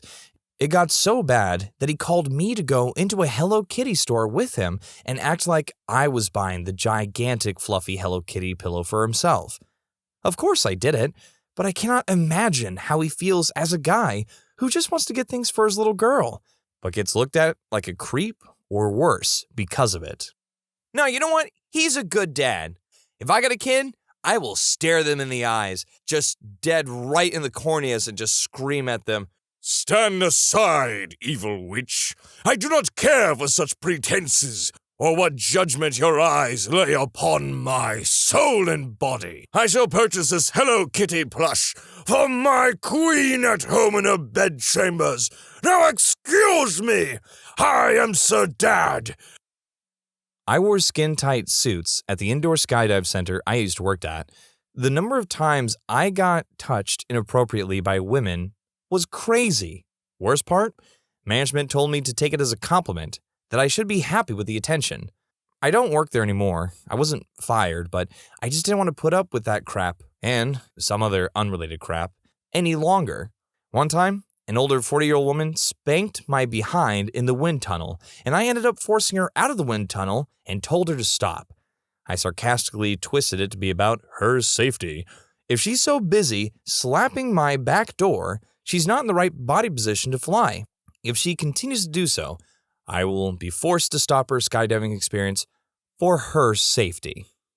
Boy, it would be terrible if one of these slaps kind of go just like out of control. Literally, like, think about it, they're at a skydiving center and literally this guy is like, "Okay, everyone, I need you to do this position and be careful because you don't." And like they like run up the wind tunnel and try to go in for a slap and literally is over the edge. It's like, "Hee. Here I come, sonny." Whoa! So, that? You don't want to do that. That's not safe. Class is dismissed. And I quit. I was a male who worked in childcare for 5 years. I understood the reasoning behind it, but I had to be absolutely dead careful to be impeccable in my dealings with kids and parents. Just because anything slightly off about my vibe could spell the end of my career. I had on more than one occasion have a new parent who hadn't dealt with me before refuse to leave their kid at the school with me. I was the only staff on the premises, opting to wait in the car until a female staff member arrived. This wasn't the case with parents who were familiar with me, but new parents often just didn't trust me at all. When I resigned from the school, the other staff said how irreplaceable I was, how much the kids and staff trusted and appreciated me. I really think I did a good job. But even so, just being a male meant that I was trusted less from the get-go. I didn't hold it against anyone, but it was a double standard I ran into often. If you're a stay-at-home father, or worse, just a stay-at-home spouse as a male, there's a sizable portion of people who are going to think less of you as a man, assume you're a freeloader. While the opposite is true to an extent as well, stay-at-home mothers or housewives are far more socially accepted. People will sing the praises of stay-at-home moms, call it the hardest job in the world, ask if her husband is helping out enough at home. A man will be asked if he's on babysitting duty, will be mocked for playing Mr. Mom, will be ridiculed for staying home while his wife works out, having his wife wear the pants, criticized for not providing for his family, etc. I was out of work for a period due to my gym temporarily closing as a result of COVID restrictions, meaning my girlfriend was supporting us. I had worked for the entirety of our 15-year relationship until that point, but that didn't stop people from acting as if I was a deadbeat. As a single dad with custody of my son, the amount of times I've been asked, "Why do you have him?" on a first date, or when I start talking to a woman on a dating app, is ridiculous. I can only imagine what would happen if a single mother was asked that same question. Why is it completely acceptable for a woman to leave a man and take his kids away, no questions asked, but when a man has custody, I'm treated like I must have stolen my own child? My mom got custody of both my sister and I. My sister was smart enough to go with my dad after a while. I was still too young to realize the situation I was in. My mom inherited a bunch of money from her uncle, and we were loaded, so as a kid who got most of what I wanted, I didn't think anything of the situation. Long story short, my mom spent all her monies on illegal substances, and my dad was working like 3 jobs to pay almost $1,000 a month in child support. while my sister and I were in mom's custody. She had me on a bunch of prescriptions because she didn't know how to parent. I don't remember much of my childhood, to be honest. I ended up asking my dad to live with him, and he came and picked me up essentially across the country the next day. I went from living in a $500,000 house in Florida with my mom to a double-wide trailer in New York with my dad. He was actually a parent to me. She still spent all her money and mine and my sister's college funds that our rich uncle had set up for us. Basically, I just wanted you to know that I know that dads can be the real heroes. I will never question why a man has custody of his kids. My dad will always be number one. When a girl is into you at the bar and you say no, holy schmoly, do they go hard out. And when you really drop the absolutely not, I've gotten hit, kicked, my drink hit out of my hand, called every name in the book. No means no, but I guess only for chicks? I had to stop hanging around for my kids' swimming lessons. They had a big window in the lounge area where you could watch your kids. I'd be grinning like an idiot, waving frantically as my boys splashed around. Just about every week, though, some Karen would give me the stink eye, or worse, an interrogation. Same would happen at the parks or the grocery store, especially when he was a toddler. They'd get right in his face and ask where his mother was. Oh, nice dad. Must be babysitting today. Ugh. Never mind the time I tried to pick him up and I wasn't his mother. They didn't know who his mother was, but they knew it wasn't me. I'd been taking him and whatnot for ages. I have a very prominent beard, which makes me stick out like a sore thumb. But yeah, I don't look familiar to them. Forget all that crap.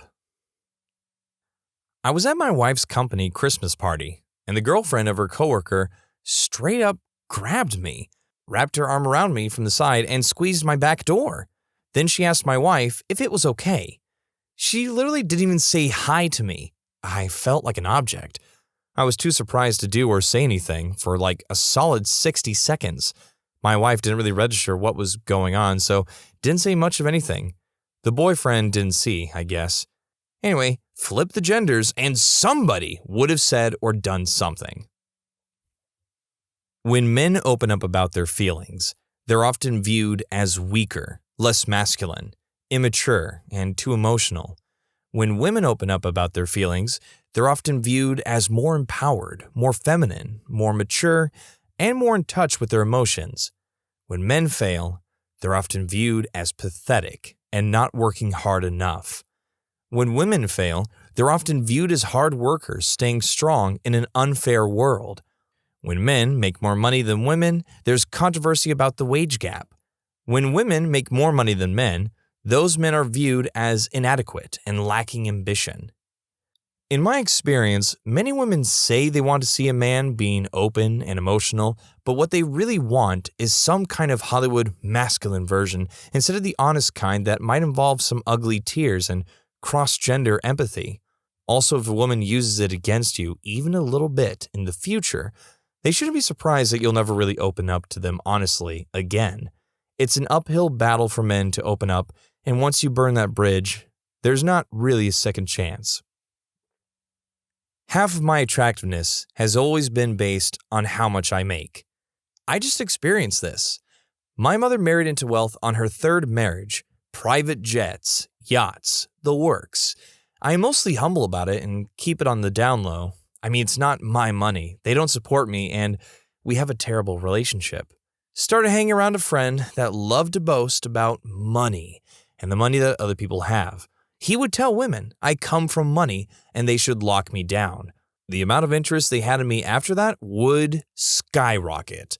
It would be a normal woman for 1 second, then turn shallow, fake, and super desperate. Not going to lie, the desire felt great, but I quickly learned it's not real. I stopped being friends with him and haven't looked back. My parents don't support me, so I don't live a lavish lifestyle. So if I happen to meet a girl through family or friends, or at a wealthy person party, event I'm attending with my family, once they get a dose of how non-baller I live, they're usually out. The rule is, if it's about money, that's all it will revolve around. I'm a physician. I get hit on by a lot of females, usually older women.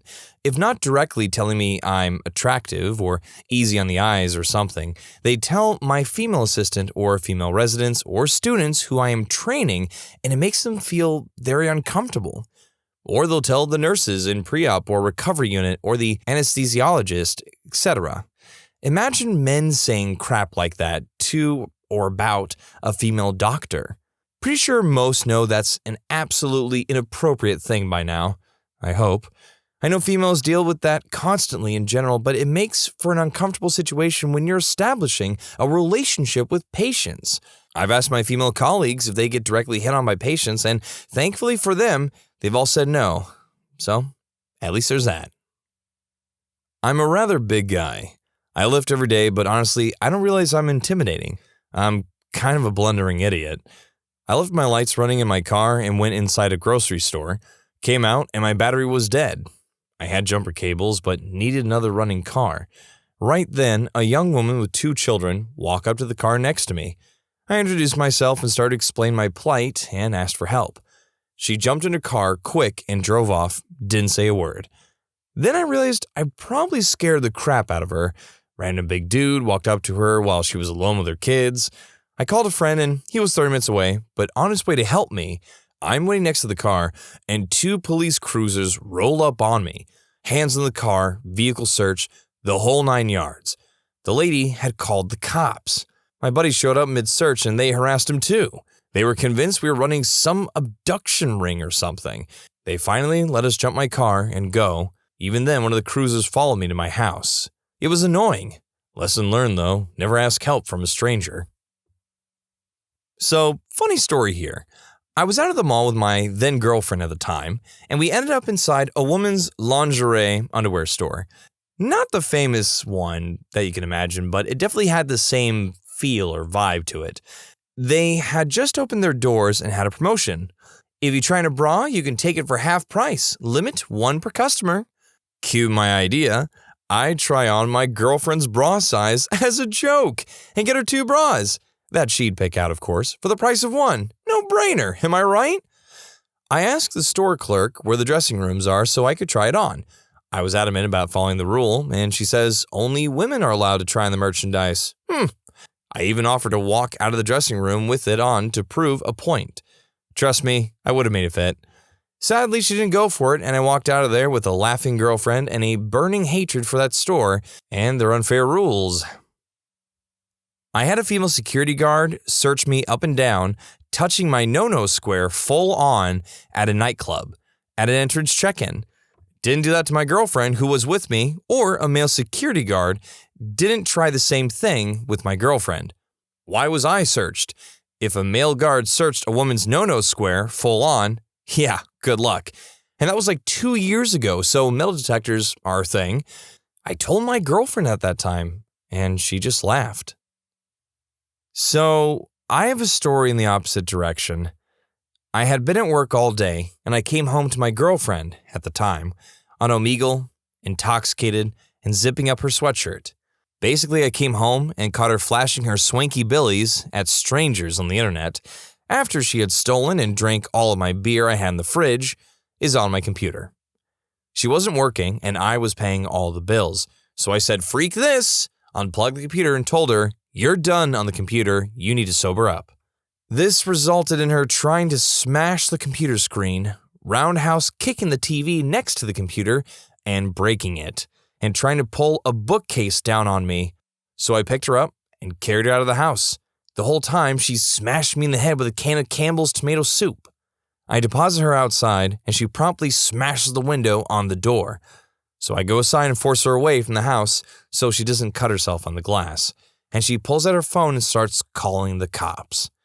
At this point, I pull out my phone and call the cops.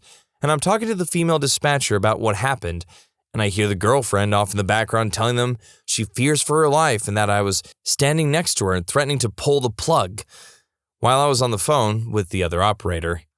The cops show up, female officer goes talk to her, male officer comes talk with me. Within a few minutes, I see the female officer force my girlfriend into the back of the car, and the male officer excuses himself from me and goes to talk to the female officer. I overhear a bit of the conversation, and it's basically the female officer stating that my girlfriend is obviously drunk, that she lied to the 911 dispatcher and confirmed with the one that I had called that I wasn't anywhere near the girlfriend while she was accusing me of threatening her. And the real zinger? The girlfriend told her that I drug her out of the house and that the whole time she was hitting me in the head with a can of soup.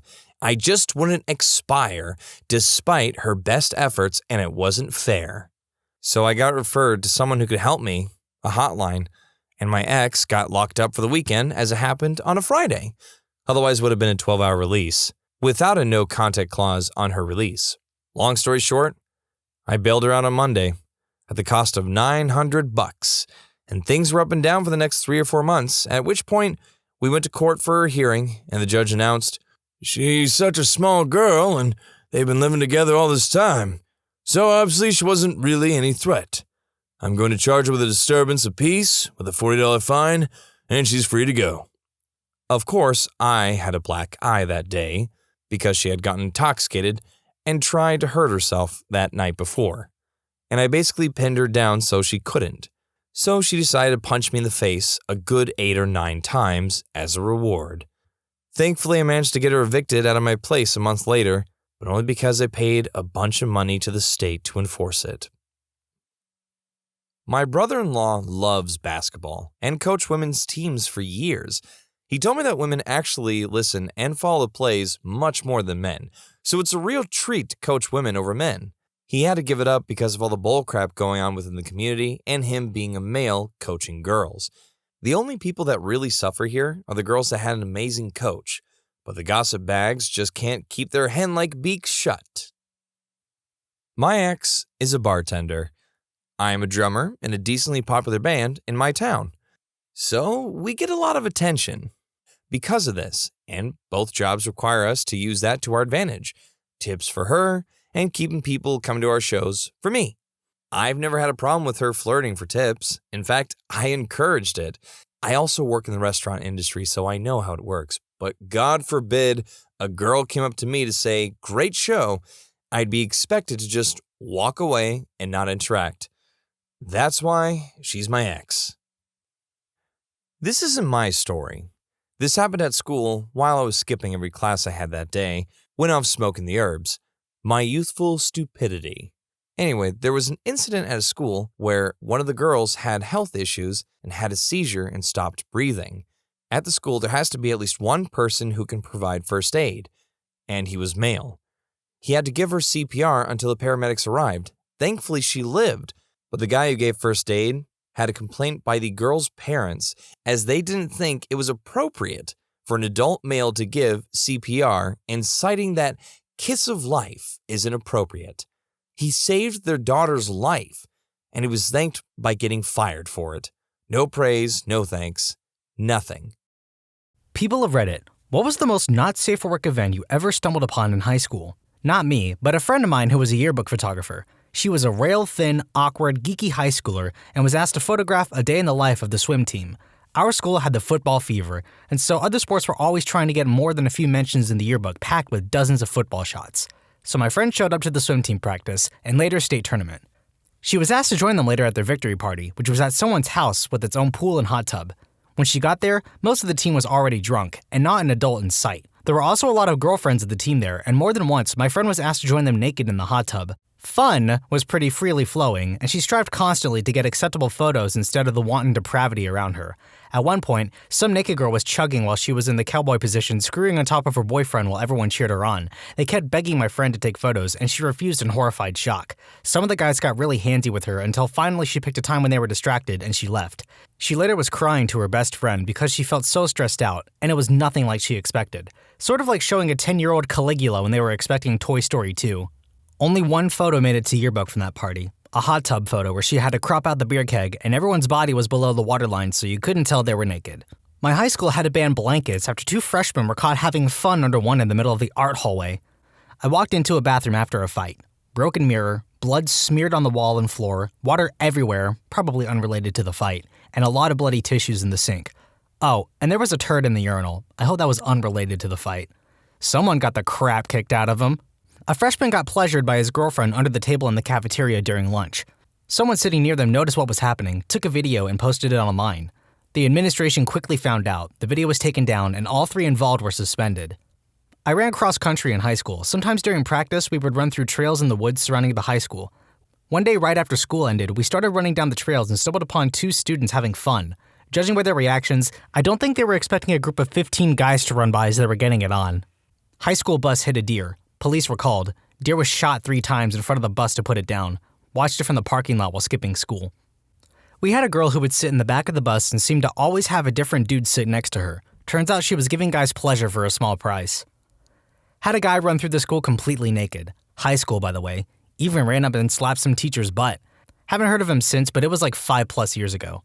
Legend has it that a guy in my sophomore or junior year used to sit next to his girlfriend and get pleasure during English class. A sophomore at my school gave a freshman a donut filled with white sauce. He got criminal charges. I have no idea what the criminal charges were. I do know that he got fired from his job and expelled. Walked into a bathroom after school and found a guy and a girl about to go to town. She had her shirt off and skirt up. He had his pants on. I caught them just before the moment of insertion. I said nothing. I would have let them to it, except all of the bathrooms on campus except this one were always locked shortly before last bell. So I silently walked to a urinal, calmly did my business, properly washed my hands. By the time I went to leave, the girl was hiding in a stall and the guy was waiting by the door. I shrugged at the guy. Guy shrugged back. I left and heard the door lock behind me. Not one of us said anything or made a sound during the entire exchange. Edit. For everyone calling it a power move, I appreciate it, but I just didn't want to have to pee in the bushes. We always threw house parties at my friend's house. One day I went to grab my jacket from one of the rooms and I heard some moaning and groaning, so I thought it was just a couple hooking up. I flipped the lights on because I couldn't find my jacket and saw that 3 of the track girls were butt naked, finger-banging and eating each other out. Instead of just standing there and watching or trying to participate, my nerdy high school self said, "Hi," waved, and said, "Have fun," as I walked out, giving them privacy. Later on that year, I ended up dating one of the girls and would always try to mention it, and maybe try to get a threesome going. Never happened though. She said it was just a drunk moment. We had 2 people banging under the band bus in the mud at a contest. No one thought it would be a bad idea for the cross-country team to have thin white uniforms until we had a race in a thunderstorm. So many flashbacks of eggplants swaying with each stride. This next one's pretty violent, so fair warning. There was a kid. We'll call him CB. He was notoriously a bad kid. Always in fights, getting kicked out of school, etc. Anyways, his locker wasn't next to mine, but it was really close. He and I never had problems because I purposefully avoided him. One day, another kid, we will call AC, and CB got into an argument. It led to a pushing and shoving match and some crap talking, but got separated really quickly. The next day, AC was walking past our lockers, and CB pulled a literal crowbar out of his locker, ran up behind AC, and hit him in the back of the head so hard that blood hit me in the face. Part of AC's scalp literally half folded over the back of his head as he was on the floor. CB started hitting him in the back and the back of the head with it. Other students jumped on him and held him down. An ambulance took AC to the hospital. His skull was fractured and he had broken ribs. I had to get checked out because of the blood exposure. No idea where CB went, but I never saw him again.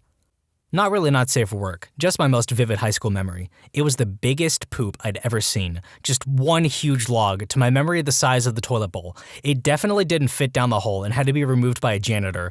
Everyone told their friends about it, and one by one, we all went and checked it out. Also, no toilet paper in the bowl. All that was there was the one big, fat, legendary turd. It physically hurts me to think about how that came out of a butthole. I would just like to add that I am touched and humbled by all of your poo-related stories. In this time of division and opposition, let us remember we are united by poo. Holy crap, I had the same thing in middle school. Someone made such a girthy, long, robust turd that it had braced itself end-to-end across the entire rim of the toilet above the water. It was incredible. It reeked. It was like God himself had wedged it in there. We missed the first 10 minutes of class as every boy shuffled giddily through the boys' restroom to the big stall where that glorious poop lay in state. To remember it now was easily 3 to 4 inches in diameter and almost a foot long, just freaking remarkable. The water was even flushed away several times to demonstrate there was no trickery. A teacher rushed in and used a plunger to try and tap it in. It held once, twice, a third time. We were buckled with laughter. It finally broke, and both pieces landed in such a way that still prevented them from going down. Absolute highlight in middle school.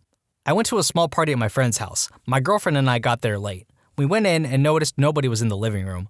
Weird. They said they'd be here. Start walking to the back and I could hear several voices in the bedroom. I just opened the door and there were 7 of my friends just having a casual group fun. Not me specifically, but 2 kids in my Catholic high school banged in the bathroom and someone caught them and videotaped it. They posted it online. Our school made the news, and now they measure girls' skirts if they look too high, as well as banning phones. Because yeah, girls' skirts were the problem here. In middle school, the health teach went to show a video on the projector, and I guess he had porn on his video player. He offered everyone A's to keep quiet. He was fired, then went to work for a Catholic school. This was junior high, but one kid who we suspected was gay gave another kid who we did not suspect was gay head in the bathroom stall. And for what? A hollow foil Clefairy Pokemon card. Man has his priorities straight.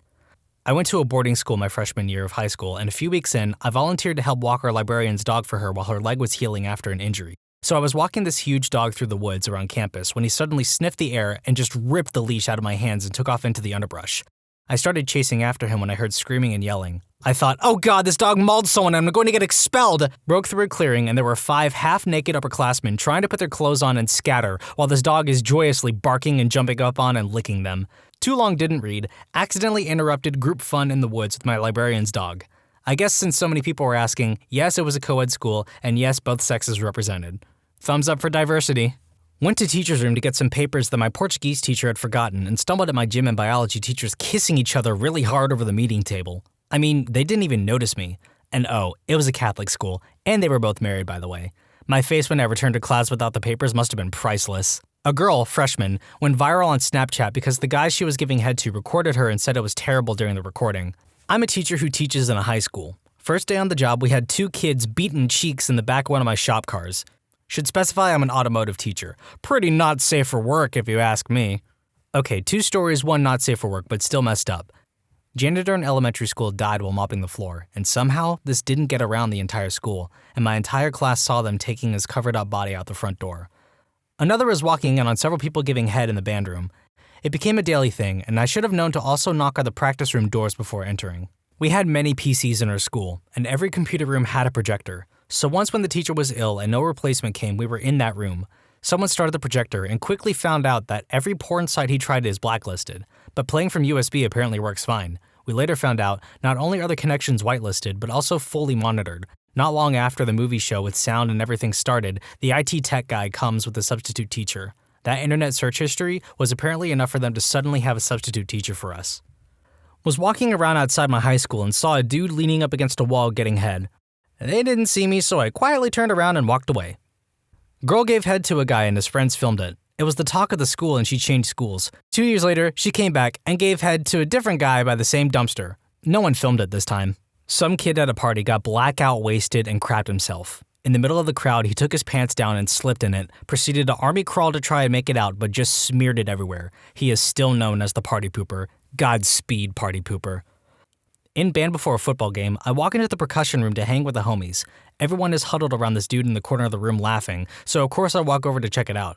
Turns out the dude was showing everyone how tiny his eggplant is and everyone was so fascinated. Yeah, it was really, really small, like from the tip of your pinky to the first knuckle down. I've never seen anything like it.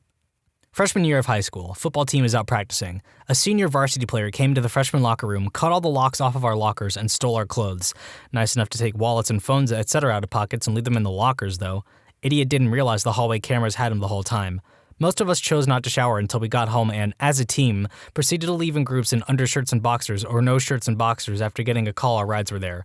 Small town, small school, so ultimately he was just benched for a few games, suspended for a day or 2, and his parents had to buy a bunch of padlocks.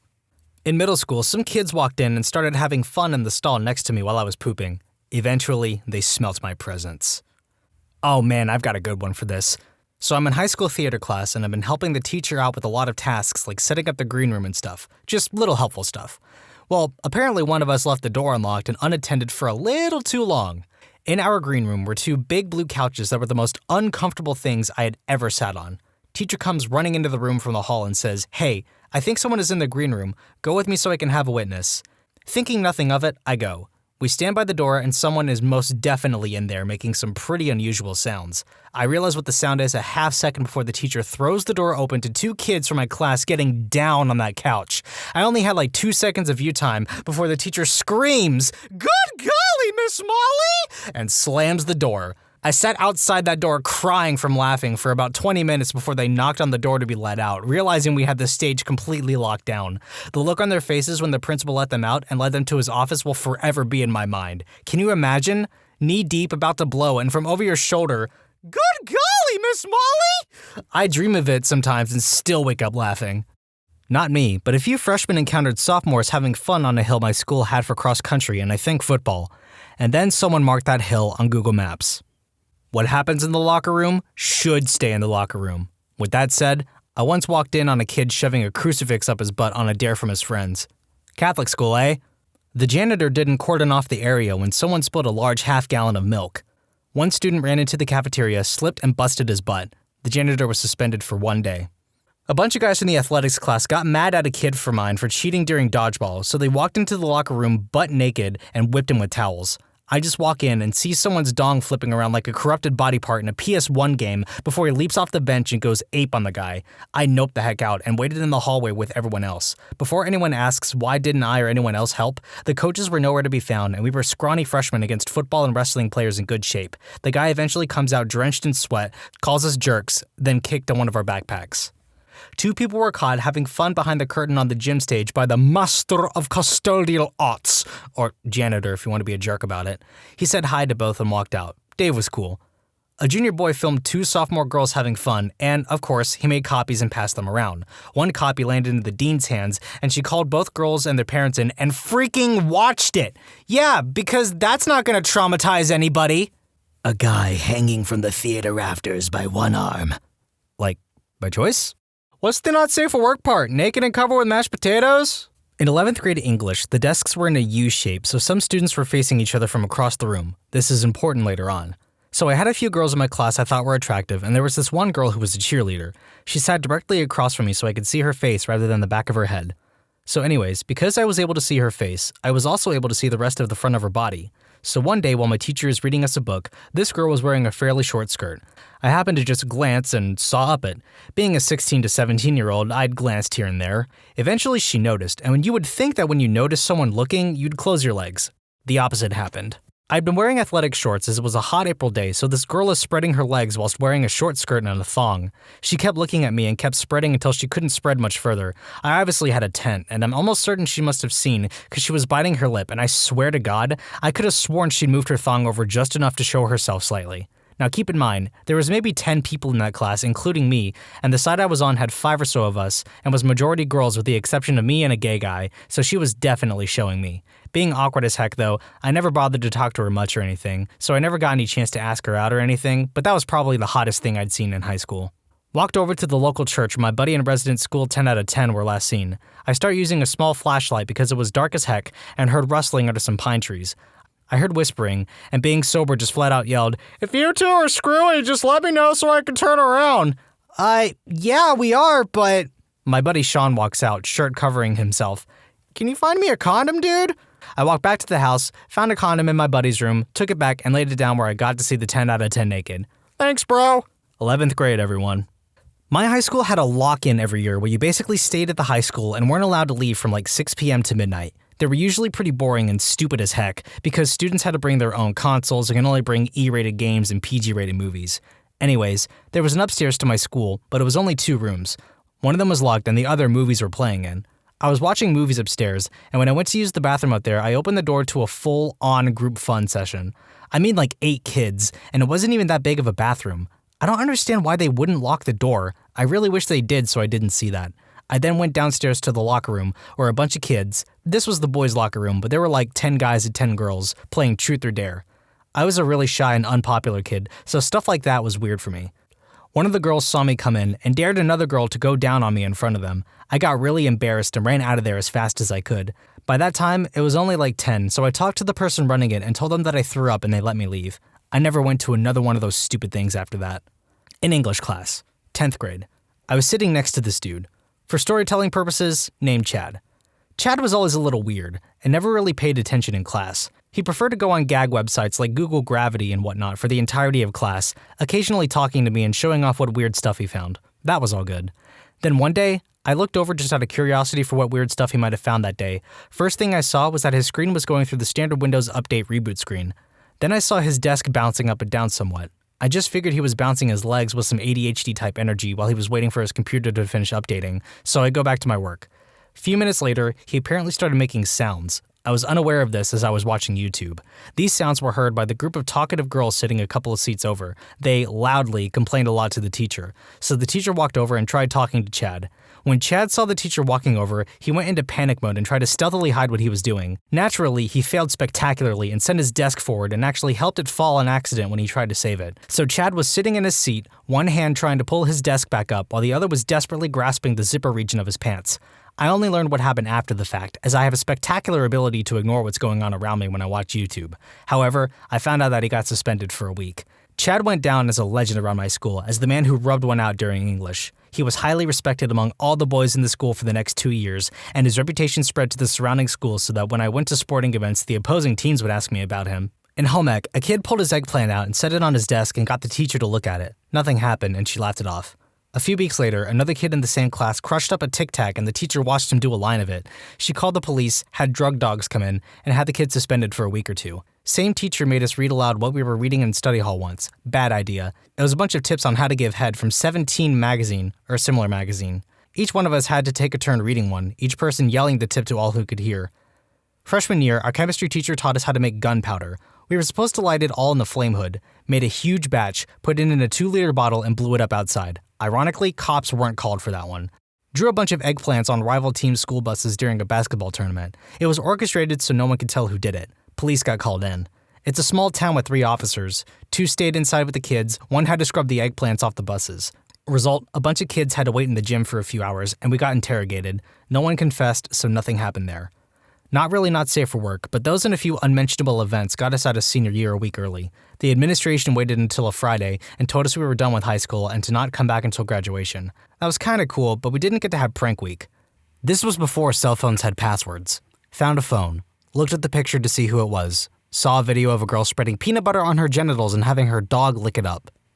This didn't happen to me specifically, but it happened in the class that I happened to be in. I was in my theater class and we were practicing a play that we were going to do during one of the periods of school. 15 of us were on the stage with the theater teacher working on our part. The 15 of us were robots that worked together as a machine, and the other 4 went with the student teacher because they were the humans of the play. They went to one of the lecture halls and the student teacher flipped on the lights and they caught 2 people making out in the area, and the girl was giving the guy pleasure. Needless to say, the 2 got out of there real quick with the guy zipping himself up. Went to a private all-boys school. My senior year, I walked into the band practice hall on a Saturday afternoon to find 2 guys going at it. One was elbow deep in the other's butt. And that's how I found out what fisting is. I didn't report them, but I did call the other one Kermit for the rest of the year. We once had to work with iPads, and when I turned mine on, the background image was a furry, and when I went to the internet browser, it was on Hentai Haven. Of course, I quickly backed out of the site before anyone could see it. I must say, the Chad who looked up porn on a school iPad had some cojones on him. I think one of the most I've ever laughed in school was when someone managed to connect to the projector in the assembly hall and play Shrek is Love, Shrek is Life, followed by Ram Ranch. I had my goon sneak into school to take down all the bells as a prank. He didn't know the difference between fire bells and class bells and took down both. That made the work environment not safe, and is why the police were called. I don't know which one is the most not safe for work experience, but each one has their own merit. What kind of schools y'all go to? What was your high school's tragedy? We had this one teacher. She was the Quest teacher. It was a health class, basically. She talked about sexual education and the dangers of smoking, that sort of thing. We got to sit on couches in a big circle rather than desks in rows. She sadly contracted breast cancer, and it was pretty bad. She went bald from the chemo and had a port installed on her chest so they could just inject into that since they had already destroyed all the veins on her arms and whatnot. Despite all this hardship, she was one of the warmest, sweetest, most cheerful, and most loving people I have ever met. I'll always remember one particular thing that she said. She talked about going to a friend's funeral recently. The friend had died an agonizing and slow death from cancer. My teacher wore a brightly colored floral pattern dress while everyone else was wearing black. She did this because she was not mourning. She was celebrating the end of her friend's suffering. She had accepted death and made peace with it, and knew that it was just the natural course of life. She died a year later and the whole school was devastated, and I made sure to wear bright colors. I think that was actually rather beautiful. It's a natural thing as people to either deal with the death of those we love or our own expiration, but the fact of the matter is death is a natural part of life that we simply have to accept at some time or another. A girl named Joy, who was insanely happy and nice and popular, had an aneurysm and died. She was uncharacteristically mean that day and told everyone she had a headache. It happened in the hallway, and she just kind of slumped against the lockers. We found her when classes let out. One kid said, "Joy's here in the hall." A huge jock dude picked her up and took her to the nurse, and someone called 911. She had been dead for some time by then. Saddest thing I ever saw. She was the sweetest person. Ate lunch with the special kids a few times a month.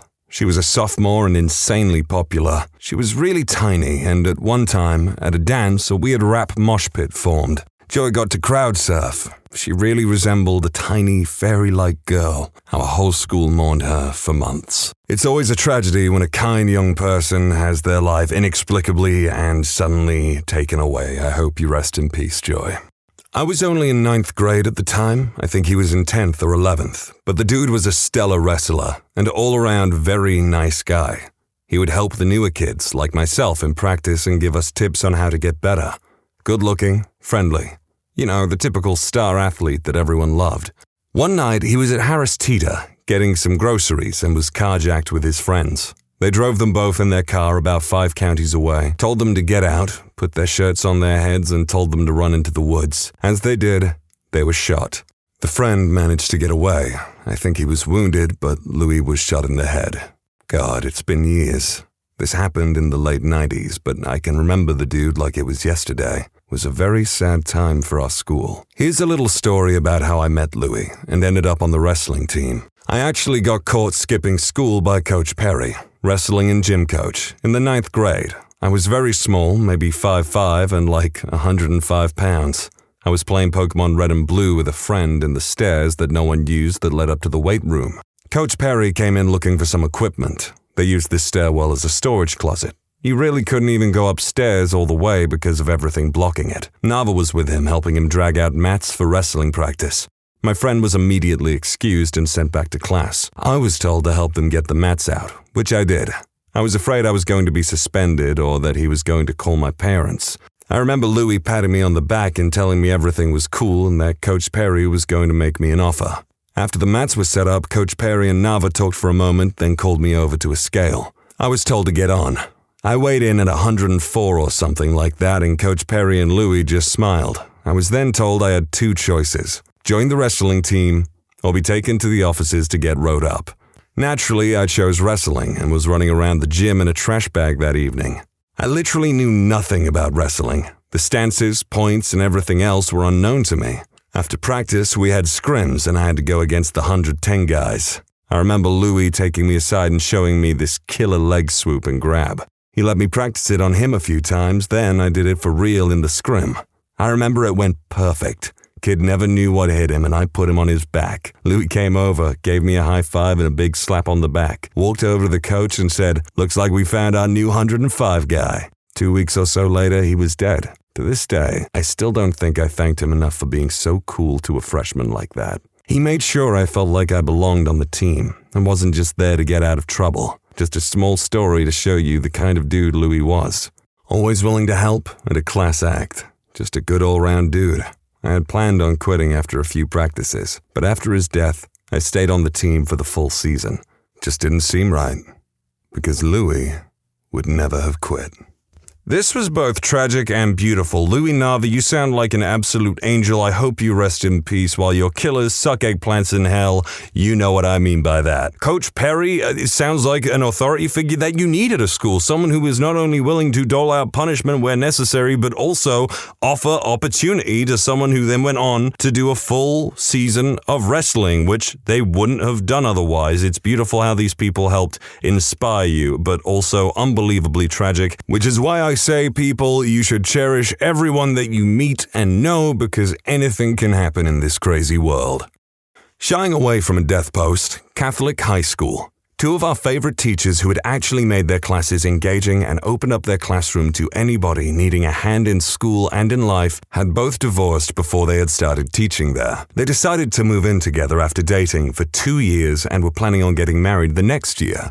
They kept it all quiet out of pure professionalism, and somehow administration found out and fired both of them. I believe for breaking the school's code of conduct for teachers by cohabiting before marriage. We lost two of the best teachers in our school that helped out and inspired their students in every way they could try to. This one actually makes me sad because a good teacher is really hard to find. When I was a kid, I did not appreciate my opportunity in education very often. I would be disrupting. If I was in a bad mood, I would have standoffs with teachers, and I just didn't really care. But now as an adult, with that past, I greatly appreciate education, and I think everyone should. Teachers already have a hard time dealing with kids that disrespect them, but also when it's like administrative rules like that, the only thing I can really say is hopefully that didn't stop their plans of getting married, and I hope they still have each other. But at the end of the day, it still really sucks because now this school has been deprived of two people that seemingly really cared about education.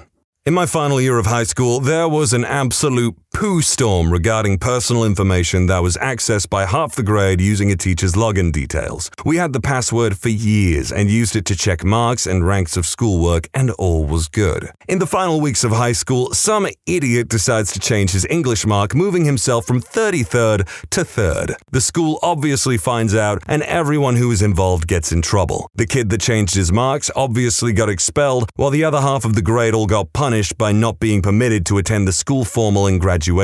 Next thing I know, everyone's starting a huge protest and some CEO or something gets involved and revoked the punishment because parents were threatening to get lawyers or something. Considering the teachers gave out the password willingly to another student and the school refused to admit the teacher's mistake, aggressively trying to blame the students for hacking when that simply wasn't the case. That one was honestly refreshing compared to everything else that we've been reading through, but don't get your hopes up, it is not about to get much happier. We had a teacher that for some reason everyone took a dislike to. He wasn't that bad or strict, but for some reason everyone hated him. I was in class once and we locked him in his equipment cupboard. Stuff like that regularly happened to him. He never really used to say anything, just kinda got on with it. Eventually, he split from his wife and lost his driving license for drink driving. He ended up having to get the bus in the morning with everyone traveling to school. As always, everyone was really cruel to him. Halfway through year 9, he decided to commit self-deletion. The worst thing about that was that everyone found it really funny. Adult me is feeling very ashamed of teenage me right now. Edit. Yes, I'm aware of how awful this story is. The man was clearly battling some severe depression at the time. This was roughly 18 years ago in the Midlands, UK. He taught woodwork. No, he wasn't physically pushed into his equipment cupboard. He used to go in there to get equipment and drink alcohol. One day when he was in there for a long period, someone just locked the door. I can't remember how long for, but it was during a 2-hour session and he was outside for most of it. I'm hoping that it was just a couple of minutes, but it could have been longer. I didn't get the school bus and only had his class for one term. This was a problem the whole school were involved in. There were roughly 1,250 students in the school. Everyone in the school had this same outlook towards him. He had previously gotten into arguments with parents, although I don't know the reason for this. The teachers knew about it, but I think with his drinking issues, they weren't sure how to handle it. They were very slow in telling us that he had died, and by the time they figured out how to address the issue, everyone knew. So I think no one knew how to handle the situation. No one reveled in his death, no one knew what to do, and I think the jokes may have been people's attempt at handling the situation. So for one thing, I'm glad that this person feels bad about the way that this individual was treated. You shouldn't feel bad about it all your life because you probably didn't have like a direct hand in it by any means, but I'm glad you feel bad. So I picked this story out specifically because I come from the Midlands of the UK, specifically the West Midlands, based on the calculations of when it was posted and the 18 years. I was not in high school at this point, it seems. But seriously, if you find someone who's being treated like utter crap for seemingly no reason whatsoever, just check on them, please. Like, a bit of kindness goes a real long way, and it can even maybe prevent someone from making a stupid decision. This was just really sad. We had 3 heart-wrenching, oddly connected tragedies in one year. When I was a junior, a girl lost control of her car and crashed. The impact ended her life, but her 2 passengers were okay. She was a wonderfully nice girl, always smiling, participating in an ROTC drill team. The school was shaken by her sudden passing. I attended her funeral and cried my eyes out, wondering how her family managed to not cry 24/7.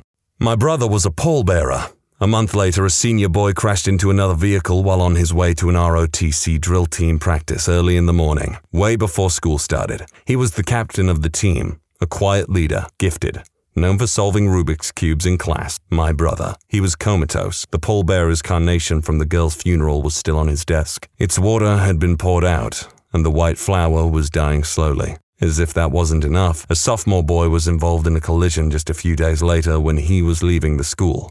He died instantly.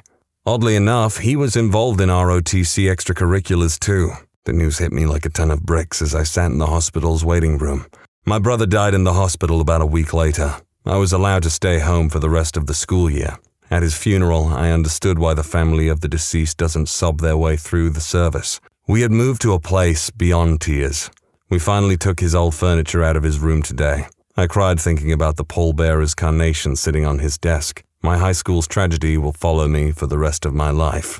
I totally get that part about the being beyond tears bit when you're at a funeral. I have not had that many losses in my family until about 3 years ago with my grandmother, and it was heartbreaking. I won't go into details, but I completely understand. Rest in peace to all of those people.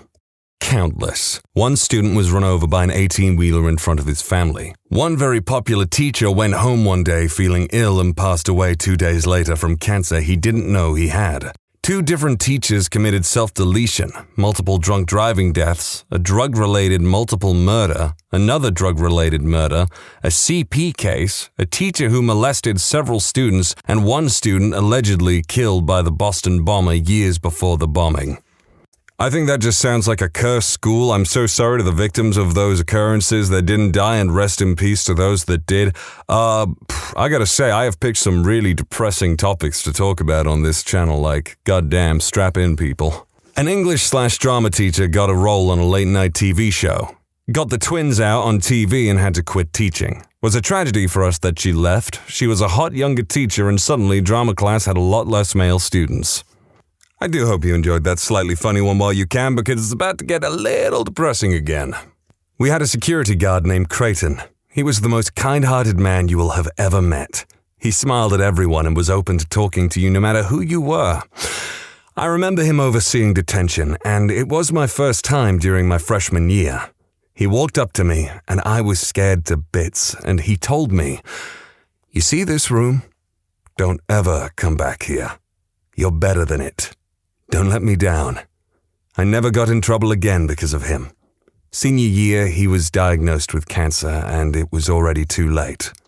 He became this skinny ghost of what he used to be, but he continued to smile and cheer up everyone's lives until his last day alive. The day he passed, I think the entire school cried. I credit him for making me who I am today, because of how supportive he was. Like I said, man, you just gotta check on people, show them some support, give them some motivating words or something, you know? It doesn't work for everyone, I'm not gonna lie to you, but goddamn. Rest in peace, Creighton. I have 2 stories to tell. One is the story that affected me the most personally, and the other is a story that shows the true courage and strength of a guy I did not personally know. The first 2 stories begins with a German kid, me, who moved to the States and started going to American school. Once I was in middle school, a boy named Blake approached me and started asking me to translate this long list of words he had made to German, asking me to sound them out for him so that he could learn. He was obsessed with World War II and the Germans, so he began to befriend me. I personally thought he was incredibly annoying. One day he invited me over and I decided why not and went to his home. Ever since, we became best friends. Once high school rolled around, I was more focused on school and he began hanging out with the wrong crowd. We both had carpentry classes and shared this big senior locker to keep our tools in. I was working for a friend's dad when I got a call that he had gone out drinking and got into a fatal car accident. His car hit a semi-truck. He got knocked unconscious and his car was on fire. My middle school best friend burned to death and all they could find were his teeth. I still tear up thinking about it. The worst part is all of a sudden everyone that barely knew him is acting like they were his best pals, and some girl that he dated for 3 months got to speak at his funeral. Yet I didn't even get to sit up front because all 150 people that knew him seemed to show up because it was the popular thing to do. I can't be too bitter though, because I'm glad that many people showed up for him. The worst part was cleaning out his side of the locker. That honestly still haunts me today. Rest in peace, Blake. The second story I'm not too familiar with, only that 3 friends were driving back from somewhere on the highway in a 2-seater coupe. The friend in the middle wasn't wearing a seatbelt, and they got into an accident. However, the guy in the passenger seat moved over to grab the guy sitting in the middle, which saved his life. But he himself was thrown through the glass window several yards and was fatally wounded. His last words were, "I'm sorry," and he died there on the concrete outside of his friend's car. I'm not religious, but for Blake's sake, I hope there is a God, and that one day I'll see him again. But not the Blake I knew in high school. I want to see the Blake I knew in middle school. This one was sort of interesting because a similar thing actually happened in my high school where someone I did personally know died. I wasn't amazing friends with them or anything, but I chose to silently mourn them and stay at school the day while a lot of people across the year group went to attend the funeral because they wanted an early day off school, even though a lot of them didn't actually know him. This will probably get buried, but I have to participate in this. My high school was known in the area for having a sophomore curse, where something awful happened to a sophomore every year. Obviously, that's silly, but it just always ended up being true. The year I was a sophomore, a girl I'd been in school with my entire life, but wasn't close friends with, died of rabies. I heard that she had been bitten by a raccoon while taking out garbage. Also heard that she was uncharacteristically mean and angry a few days before her death. I had always known her to be exceptionally shy and quiet, probably sweet, but I can't say I really knew that. It happened very suddenly. She was out of school for what I heard was the flu, and then maybe a day and a half later, she died. Her parents still release butterflies in our town every year on the anniversary. She was an only child. I wish I had sent them a card or something. The tragedy that was more personal to me, though, was a guy who had died in a car accident. He was driving in the rain and his car flipped over into a creek and he drowned. We were really close. He was 1 year older than me, but we'd been in a program that mixed 2 grades together since 1st grade. He'd been one of my first boyfriends when that meant making out on marching band trips. And we'd been on school trips to big cities together. The night the accident happened, I had been chatting with him on AOL Instant Messenger when he said he had to go meet our other friends to go see Star Wars. A few hours later, that friend called me asking if I had spoken to him because he'd never shown up. Crazy thing is, I thought absolutely nothing about it at the time. I just figured he got distracted or his mom had decided not to let him go. He was also a very treasured only child, just like the girl from my grade. The next morning, I got to school, and everything was completely quiet. It was so eerie to see no one saying anything, everyone just staring and crying. I walked up to the door of my homeroom already sure that something horrible had happened, but I hadn't made the connection. Another close friend was standing outside the door staring off into space. I asked him what was going on with everyone, and he just said his name died last night, in this chilling monotone. Before I could even form a thought, my mouth was filled with vomit. Not sure why my body reacted that way, but I spent an hour on the bathroom floor sobbing and puking until my mom came to get me. I still can't even write about it without tearing up. Rest in peace to both of those people, but this has just made me think about how lucky I am that I did not have a very close, personal, or important friend, ripped from me at a young age or anything like that. My God. So in my state flowers are illegal to pull out of the ground, but not illegal to buy and plant. Even on private property, you can be fined huge amounts of money per flower removed. Some seniors wanted to pull a prank by planting state flowers on the brand new football stadium field in the shape of 2008. And on top of 2008, they decided to also plant flowers in the shape of a phallic symbol, roughly 35 yards in length. None of them thought to check to see how much each flower would cost to remove. $5,000. The school, which was privately owned, couldn't possibly pay to remove the over 200 flowers the seniors planted, so every football game that season was played on top of a phallic symbol made of flowers. Eventually, someone was willing to break the law in order to remove them, and when we came in on a Monday, they were gone. They even filled the gaps with sod. Also, since then, the law has changed so that all you have to do to remove them is have a state representative present during the process, and you must replant them. So maybe some good came out of it. Also, the seniors were never caught or never announced publicly. That is honestly pretty funny, and I am so glad that I could end this on a slightly more upbeat note. This was kind of hard to read through to some degree, but all the stories were very interesting and really made me think about stuff. Redditors who've met the parents/family of the person you intend to marry and then decided against marrying them after meeting them. What happened? I was staying at the girlfriend's parents' house. First morning, father was out feeding animals. Girlfriend and her mother were getting breakfast ready. I saw my girlfriend put what I thought was an artificial sweetener in her father's coffee. I asked if I could try one. She explained to me it was not a sweetener, but a chill pill. They kept her father dosed.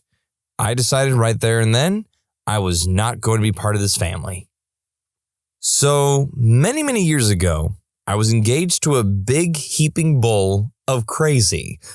I was also in the military, in a rather selective unit. We had just gotten back from a deployment, and I'll freely admit that I wasn't a ray of sunshine to be around. When we first got back, our training tempo was pretty mild, so we could adjust being back to life in the States. One thing was really weird, though. I'd see her every weekend, and for the weekend and a few days after, I wouldn't be feeling great. I wasn't sick or anything. My mind would just be foggy. Then she decided to move up to where I could see her throughout the week.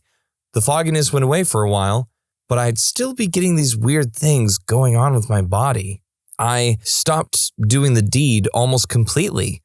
I always felt like I was dragging my body.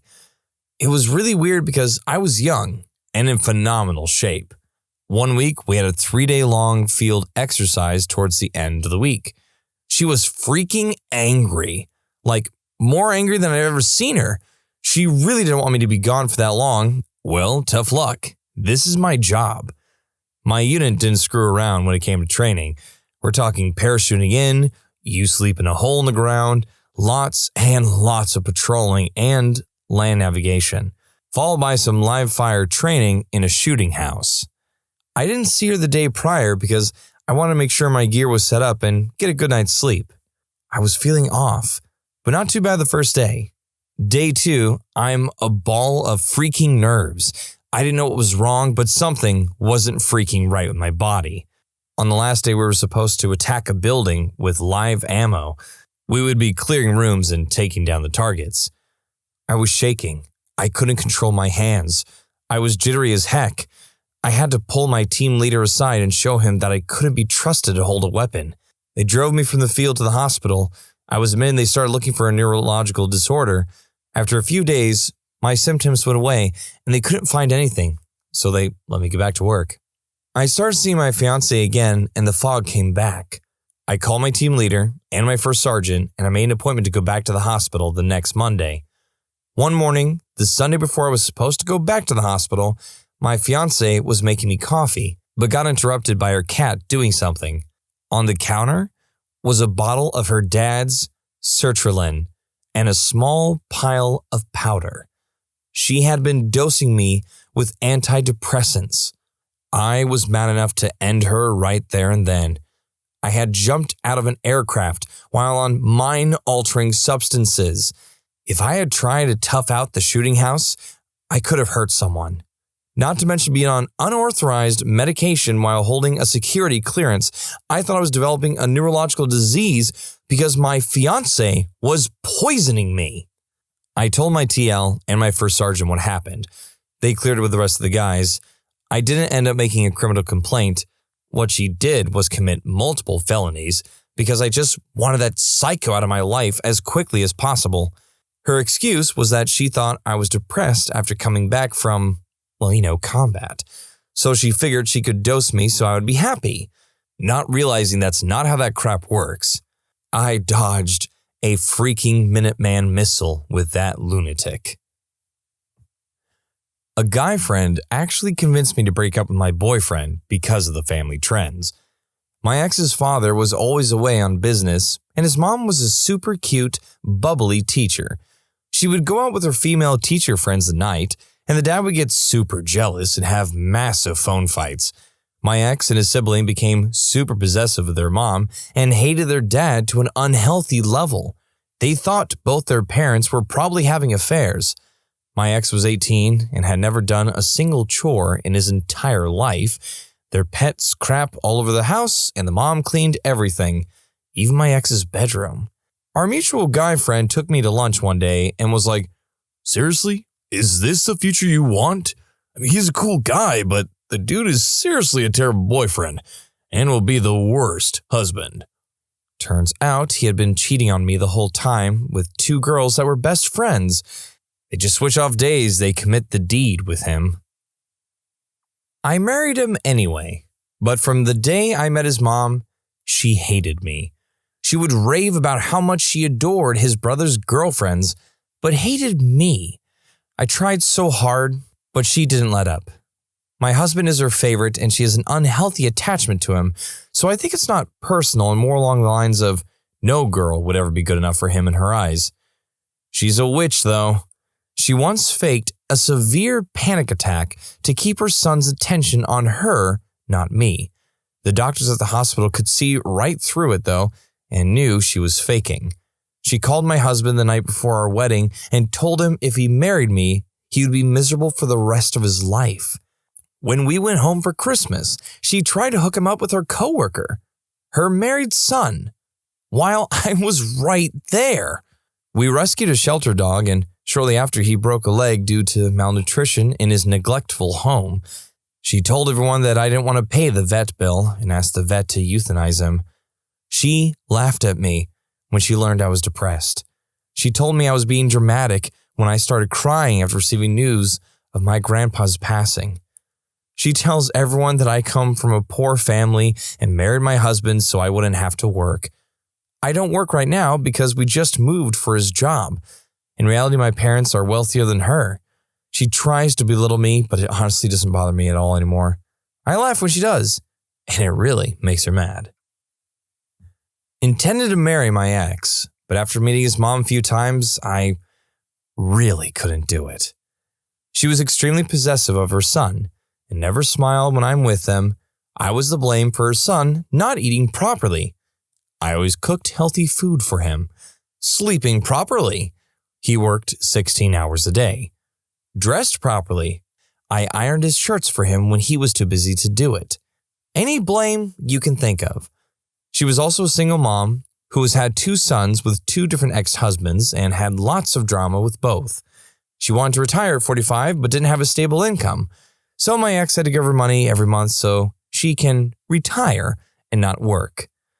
All in all, I couldn't see myself dealing with the mom, so I eventually broke it off before it was too late.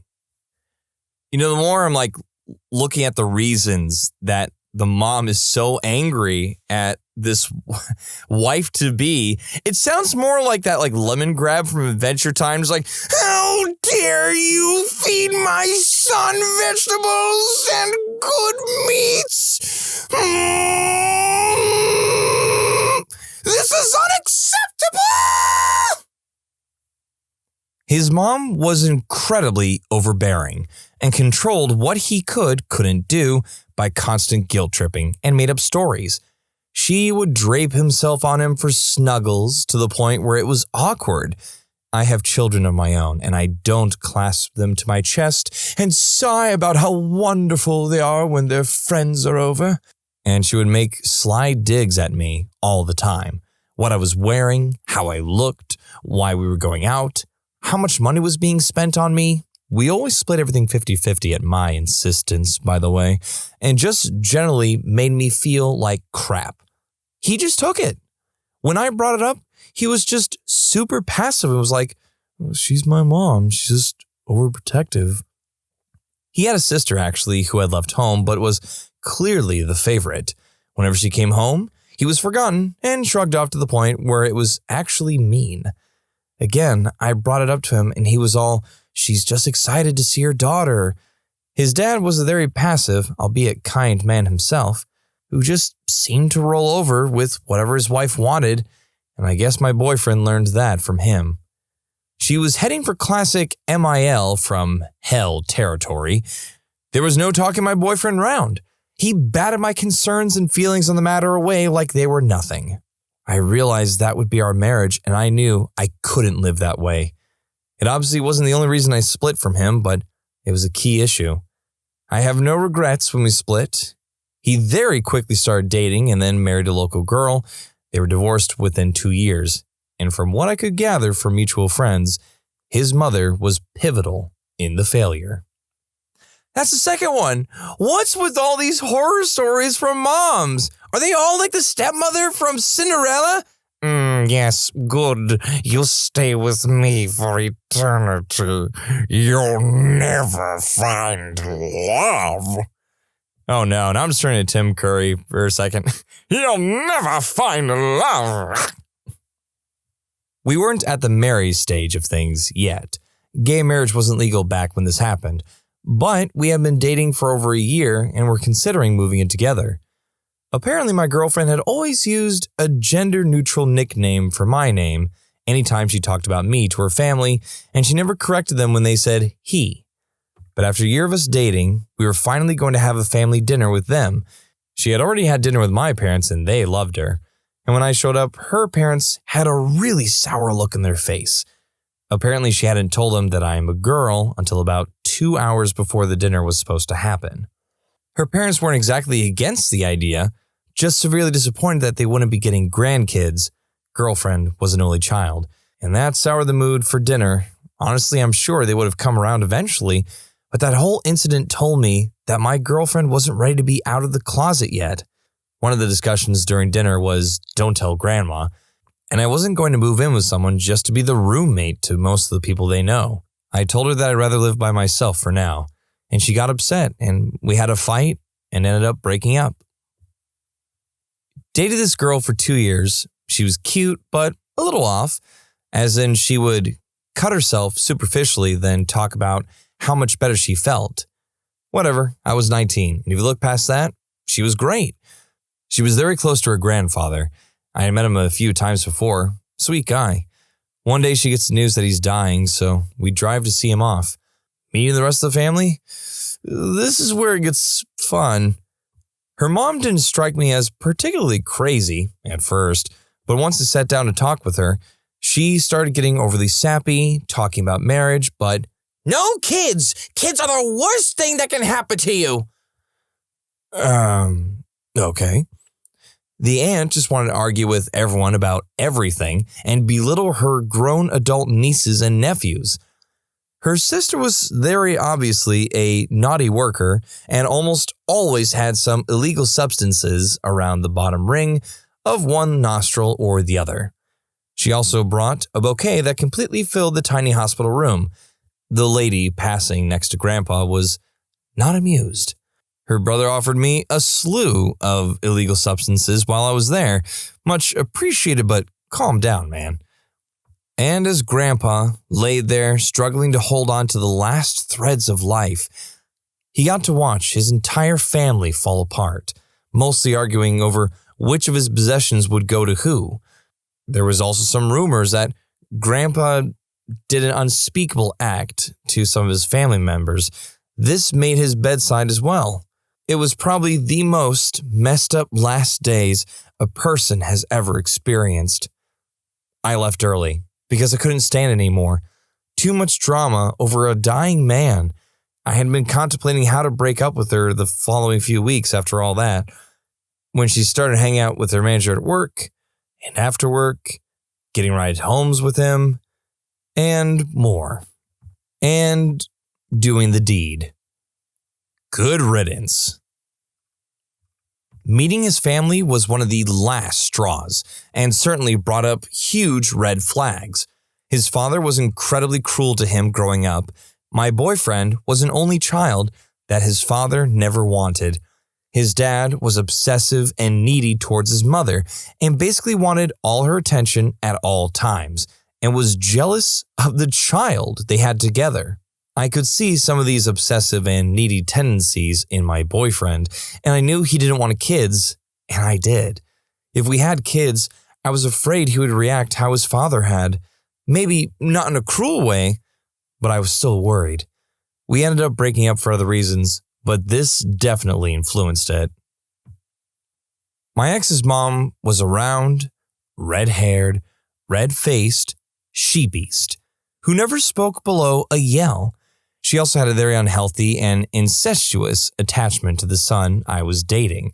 I was young and dumb and stayed longer than I should have. She was a huge witch to me and encouraged him to be cruel.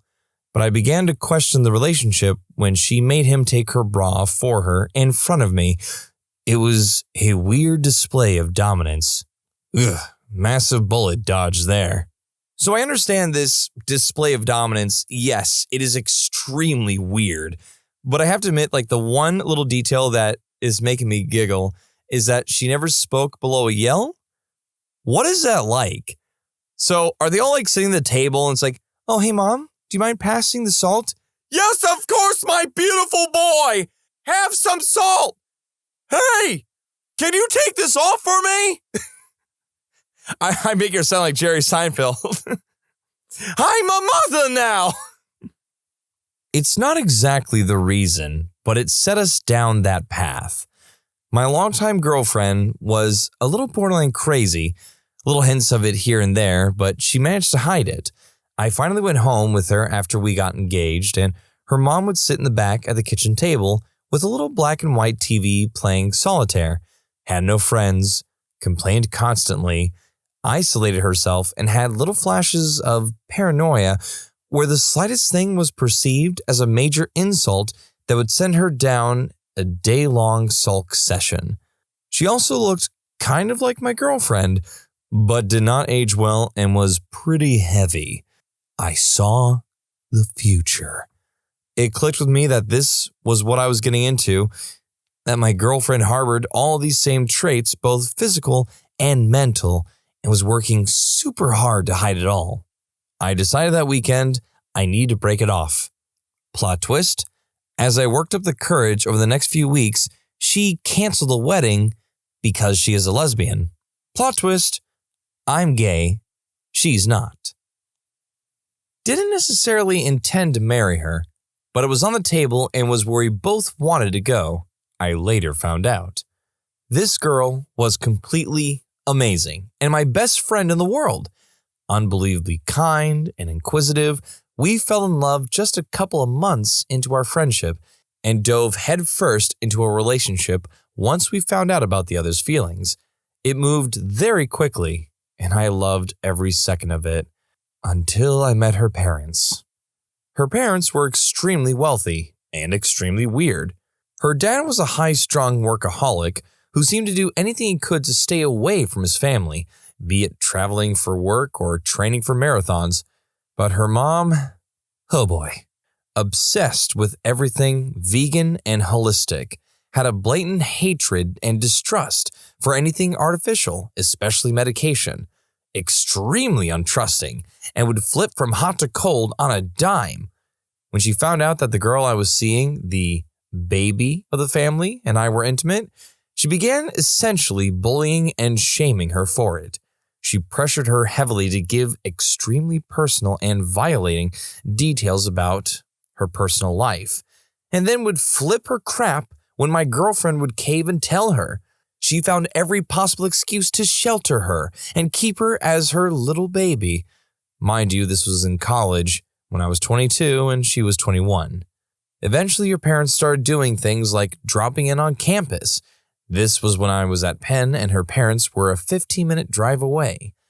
Calling her to make sure she wasn't sleeping over at my place and guilt-tripping her to stay at home as much as possible to make sure that her 21-year-old daughter wasn't drinking or doing the deed with her boyfriend of about 9 months at the time. I thought it was a me issue and became very depressed, wondering what was wrong with me. But it turned out that it was just the way her mom was with my girlfriend and always had been. Her 3 older sisters were all free to do pretty much whatever, just not her. I couldn't take it anymore. We split. Didn't see another choice. We literally couldn't be together unless she wanted to cut her mom off, which I didn't want her to have to do, and which she didn't want to do either, as it would mean being isolated from her family pretty much, which I would feel completely terrible about. We talked for a while after and still had strong feelings, but her mom insisted that we stop talking and just let the feelings go. We kept in touch in secret for a while, and her mom continued to keep a death grip on her, telling her if she sealed the deal with a man before marriage again, she would literally be disowned. She had no problem with her other daughters sealing the deal out of wedlock either. I couldn't help but wonder, what the freak is wrong with this woman? Eventually, my ex told me. The reason why her mom was so anti-doctor and such was because She was diagnosed severely bipolar in the 80s and refused to believe it, and decided that all doctors are liars and that medication is the devil, and refused to get any of the treatment she desperately needed. Also clearly has some severe attachment issues. Glad I dodged the bullet of engaging with anything too long-term with this girl. Thoroughly believe her mom would have literally done away with me if I ever proposed. What was the most shocking thing you heard the quiet kid say? In class, he asked the woman teacher if he could go to the toilet. She sternly replied, "You've got 2 minutes, Richard." And Richard says, 2 minutes? It takes me that long to unravel it. Teacher goes red and everyone loses it. We were having a bullcrap elective course and we ran out of stuff to do, so we wound up having story time. My friend walks up to the front and starts telling us about how once he got pretty badly injured. Basically, he was walking into his friend's house, slipped on some black ice, face planted on it, and his front teeth tore off most of his front lip and broke off. He ran into the house babbling and bleeding. He was like 11 and missing part of his face, so he wasn't 100% coherent at the time. And his friend's mom takes one look, runs into her bedroom, locks the door, and doesn't do anything until my friend's dad arrives and starts screaming at her. My friend says he still has no idea why the grown adult woman couldn't handle the situation any better, and we all start making guesses and bullcrap psychoanalysis. Cue the quiet kid raising his magnificent head and blessing us with enlightenment. Maybe she just needed to finger herself real quick. So this one kid, who barely ever said 2 words one day, asked the teacher for the time. It was at some after-school thing and there was no clock. The teacher says the classic, "Time for you to get a watch," which for some reason was funny to everyone else. The quiet kid doesn't laugh. He looks the teacher dead in the eyes, and once everyone quieted down, he says, "So are you gonna tell me the freaking time or what?" We were in like 7th grade. In class we were studying genetics and one guy was being a real jerk and the teacher couldn't get him to shut up. Then after discussing inbreeding in dogs, one quiet kid raises his hand and says, "So is this likely how Peter became so freaking stupid?" The jerk kid who constantly screwed with people was in line with the quiet kid and the quiet kid's friend. The quiet kid is a bit overweight, so when he gets up to the lunch lady and gets his chicken nuggets, the jerk says, "You don't want extra nuggets, big guy?" The quiet kid out of nowhere just starts ranting. "No, I'm all set, but what are you up to this weekend? You want to hang out, grab some food, maybe screw a bit? I like to be on top and you look like a bottom. What do you say, want to screw tonight?" The entire line is dead silent. The jerk starts getting all mad and acting like he's going to start a fight, and the quiet kid says, "Okay, fine, you can be top, baby." The jerk kid leaves to the entire line laughing their butts off at his expense. No idea if the quiet kid was gay or he just knew that even jokingly suggesting the jerk kid was a homosexual would upset him more than anything. But I do know he left the line with his delicious chicken nuggets and a huge smile on his face. Quiet guy I work with never said much until he came up to me and asked, "What happens when an Eskimo is pleasured?" Before I get the chance to respond, he throws a handful of ice at me and walks away. In junior high, in the mid-80s, the game Trivial Pursuit was all the rage. We played it in math class one day, and this kid, Gary, who never said anything at all, totally spanked everyone else by answering every single sports-related trivia question. He got a lot of attention for it, and I believe he walked a little taller after that day. I don't think I ever heard him say anything else, but I did see him sitting on the bleachers at a few sports events. The quiet kid from my grade stood up one day, grabbed a broom, stood on a chair, and began trying to swat bees that got inside. One bee landed on the window where quiet kid proceeded to yell, "Die, bee! Die!" and then swatted and shattered the window. He screeched when it happened and then sat back down. Never heard him speak again. One of my students hardly said a word all year until a couple of weeks ago. I was trying to get a group of talkative ones under control and she had enough. She yells out, "Shut the heck up! I'm trying to work, you freaking jerks!" Awkward silence followed because I didn't know how to handle the normally studious and quiet one losing it. I was like this in middle school. Not exactly quiet, but I never really socialized except with people right beside me in the form of asking for a pencil. One day, the classroom jerk happened to be more jerky than I could stand for, and I stood up out of my seat and yelled at him and sat back down. The entire class fell silent, but he never got that jerky again. I was best friends with the quiet kid in middle school. It wasn't so much shocking as the stupidest thing I've heard him say. He got this 1,000-yard stare all of a sudden and just said, "I can't remember what color my dog is." My dad is very quiet, to the point that it makes most people uncomfortable, even me sometimes. One day we're at the park and a woman walks past us and my dad quickly says, "What if I punched that woman in the face and said, 'Sorry, I thought you were my wife'?" In high school, there was this really quiet girl named Grace. She was a pleasant person, but wouldn't say anything more than hi or sorry unless you asked her something. Even then, she'd appear terrified. It was at prom, and I was in the parking lot of the venue we had prom at. I lost a contact and had to run to my car to grab my glasses. In the parking lot, Grace was smiling and walking from her car. She looked at me, laughed, and said, "My prom date just pleasured the heck out of me." I still laugh about it to this day. He started to attack someone in my class with a table when the teacher got a cup of coffee. That was quite something. Wait, he attacked another guy with a table? That's like a whole new level of angry right there. I was in marching band in high school, probably 7 years ago now, and we had this huge muscular guy as our brass instructor. He would always yell at us to nail these chords or, "You're not playing loud enough." There was this little Asian trumpet kid that was so innocent and nice, he hardly ever spoke a word. One really, really hot afternoon, our instructor was being especially loud and said, "Why don't the trumpets blow hard enough?" Dead silence across the field as all the brass are waiting for next instructions. Then we hear, "What doesn't your mom blow me hard enough?" from Quiet Trumpet Kid. Needless to say, we all laughed, got push-ups, and laughed some more. Wow, literally this question came at a perfect time. I was just thinking about this, and it was by far in sophomore year of high school. This kid was so odd that honestly no one ever really noticed him, but one day he's sitting across from me at a table, and he sees this one girl in really tight shorts and goes, "Man, I could have my head up her butt for months." It was pretty shocking. 72 virgins is nowhere near enough virgins for eternity. That's like a week's worth of virgins. I went to middle school and high school with this boy named Daniel. Never once heard him say a word. A friend of mine said he would whisper sometimes. The night of our senior party, we heard some music coming over from the corner where the karaoke machine was set up. At first, no one really noticed him because people had been singing on it all night, and most people stopped paying attention. But this was different because no one was singing and the music was playing. The DJ stopped the music and started the song again. Daniel was standing there looking frightened. But this time around, when the song started, he began to sing. Everyone in the room stopped what they were doing and just crowded around him. He wasn't a great singer by any means, but 99% of the people in the room hadn't ever heard him talk. When the song was over, everyone started clapping and cheering, and he walked away with a big smile on his face. I actually really like that story. No matter what you do, there are always people who will support you. In kindergarten, there was this kid, Donatel, and he never said a word. He was nice enough, played games and everything, but completely silent. One day we were looking out the classroom window as a cop drove by. Donatel opens his mouth and says, "Police car." At the time, we were all excited to hear him speak, but looking back, that kid must have had some real dark history. In high school, I had first level Spanish with this kid who was super quiet. At the end of the year, we all had to give a speech in Spanish in front of the entire class. This dude stood up and gave a speech, not in Spanish, but in a language that he had spent the entire year inventing. Playing rugby, hooker fails completely at line out.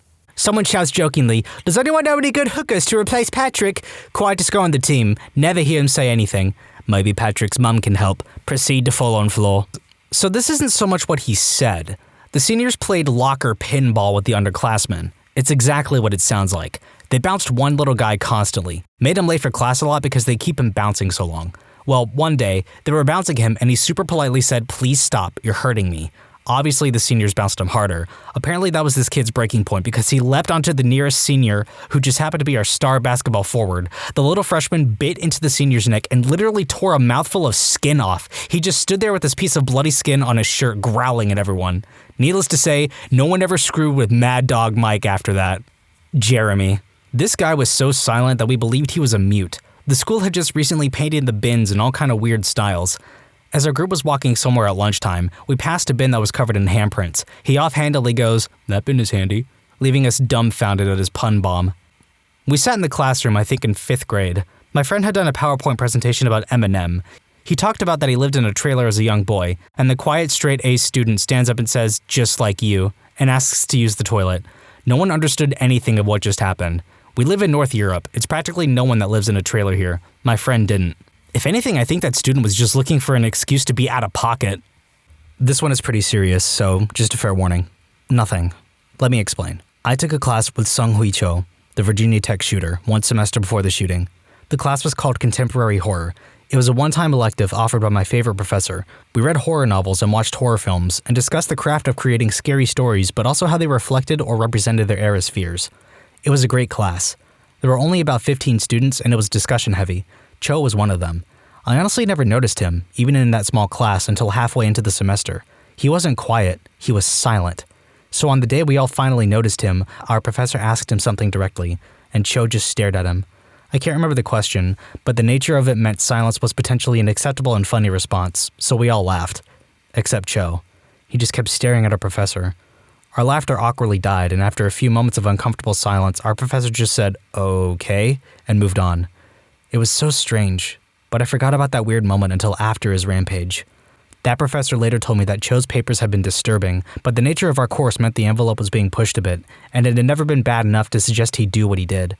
That professor was a good man, and he admitted he struggled with not blaming himself on some level for 1, not identifying how severe Cho's mental health problems were, and 2, for the graphic and terrible nature of some of what we watched in that class, which may have inspired Cho. He knew that it was bullcrap, but a part of him couldn't help but feel some blame. It was terribly sad.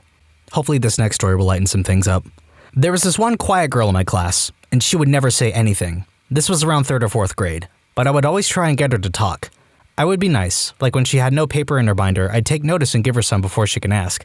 When she was searching for a pencil in her bag, I gave her an extra one I had. It was like small little acts, picking up her pencil when she dropped it, etc. Then at lunch, this kid was picking on me. I was short, weak, and very emotional back then. She came out of nowhere and told the guy, "I'll give you 3 seconds to walk away." I was stunned because those were the first words I've ever heard her say. The guy slapped me, and she did a straight kick to his balls after that. I was honored and shocked she ever said anything. She never said anything after that, but I did say thanks. Texted friend that I did get to keep in touch with from work back then. She said that Quiet Girl moved shortly after I did. She did have Quiet Girl's number, I called it, and it came up with "this landline has been disconnected." Now I'm struggling even more. I need to find this girl. The girl I texted, though, didn't even know her last name. No one really did, I guess. What high school she goes to is still unknown. Where she lives, still unknown. All is not lost, though. I'm still waiting on a Facebook Messenger reply to see if another girl knows her last name. I did try just typing in her first name on Facebook, and I probably typed Elena's name 100 different ways and found nothing. She's not able to be publicly searched on Facebook. Neither am I, but geez, it sucks. I have one last hope.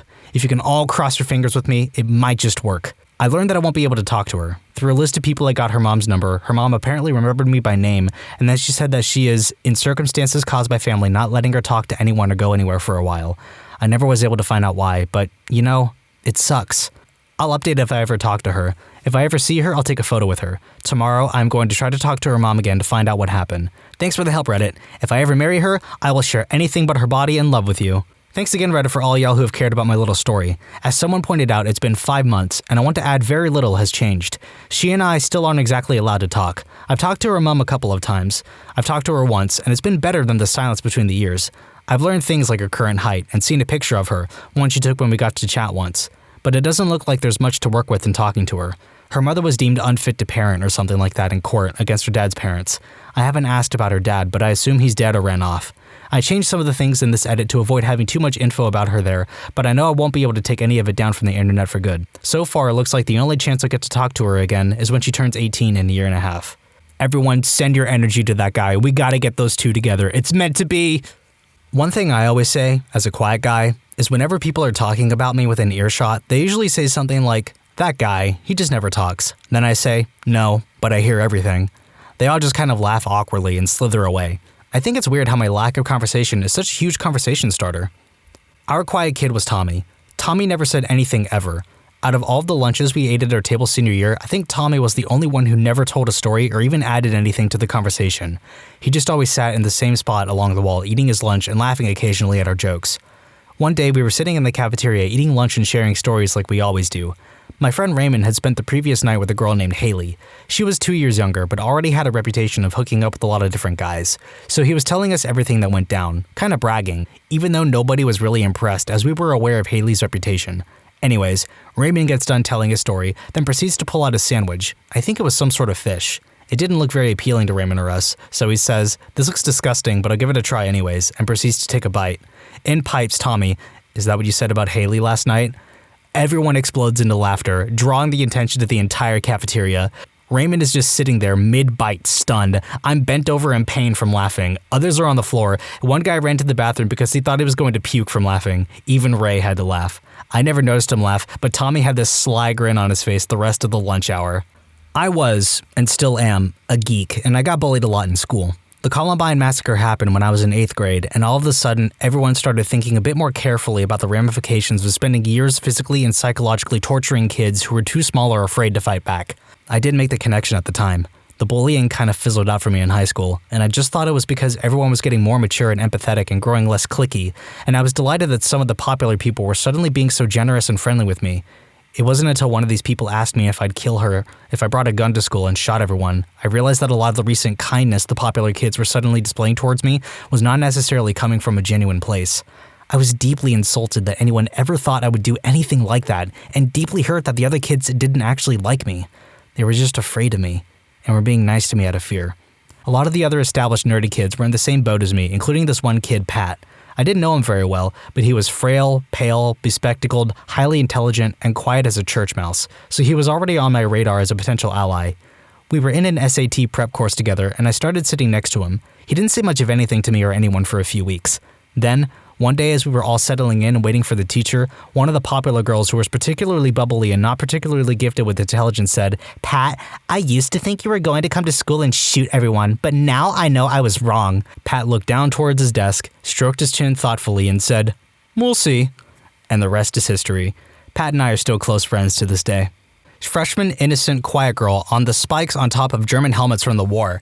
"They look like painful butt plugs." We were chilling in a bar in Prague, and someone rolled up some hash oil and tobacco and passed it around. The quiet kid hit it and got even quieter. 20 minutes later, some aggressive growling black metal comes on, and out of nowhere he yells, "Kill your parents!" We absolutely lost it. He was pretty happy with himself. I'm the quiet kid. One day, before my economics class started, this guy turned around at his desk and asked me what I thought he'd be when he grew up. He never took anything seriously and joked around a lot, so I answered, definitely a porn star. The girl next to me started laughing really hard, and even when class started, she didn't stop. The teacher walked over to her and asked her what she was laughing about. When she finally calmed down to answer, she said, "He said that Daniel's gonna be a porn star," and the whole class heard it. Everybody, including my teacher, was staring at me with shocked looks on their faces. I turned bright red and couldn't find any valid excuse for what I'd said, and that's why I never talk. I'm not overly quiet, but I had a similar moment where I got ratted out by someone in class. A football player who sat next to me in English, who was not known for his intelligence, but had a good humor about it, got an A on a test. He was shocked and bemused, as were the rest of us. I said, "What, did you screw Mrs. Brown?" And everyone around us starts laughing. Mrs. Brown asks what's funny, in a non-hostile way, and I just pass it off as a dumb joke. But then Stephanie, the tattling quim in front of me, tells her exactly what I said. So then I'm out in the hall with my 50-something English teacher who was asking why I, who was such a nice boy who would say something like that, freaking suck-ups. I wasn't there, but in my announcing techniques class, teaches you how to present yourself and speak for radio and television. We were filming how-to videos in the studio, and the professor was telling us past examples of good and bad projects. One in particular was done by a very shy, awkward kid who came to the studio with a friend and a metal box. He so casually proceeds to pull a bunch of knives out of the box and film his video on the best ways to use the knives in combat, with very specific and effective ways to kill somebody using his friend as a dummy. He was very volatile with his movements, and his friend apparently didn't even bat an eye. The professor then explained that despite how uncomfortable it made him and the rest of the class, he had to give him an A because his presentation was actually put together pretty well. Quiet kid sneezes. Boy behind her, "God bless you." Her, "God isn't real." An annoying friend, "Dylan, you're so freaking stupid sometimes." Dylan, "At least I don't suck massive eggplant all the time." Someone once turned to me and said, "Dude, you're always so quiet, like a serial killer or something." I immediately responded, "Thank you." Looks of shock and horror as I realized what I said. In college, our fraternity had a pledge who was clearly awkward with girls, but was otherwise a real cool guy. Normally, Dan was super proper and a bit shy when talking to girls, but not this night. On this night, when Dan was asked about what kind of girl he wanted to date, he told our sweetheart, "The kind of girl who loves to be crushed." I'm not sure if Dan ever crushed, but that line became a staple in our frat for a while. I will never forget this as long as I live. It was like perfect cinema in real life. This quiet, weird girl in 10th or 11th grade always wore this giant coat and looked messy. She was a bigger girl and had a sister who was super pretty and skinny and popular. As I type this out, I realize it sounds fake or like a movie.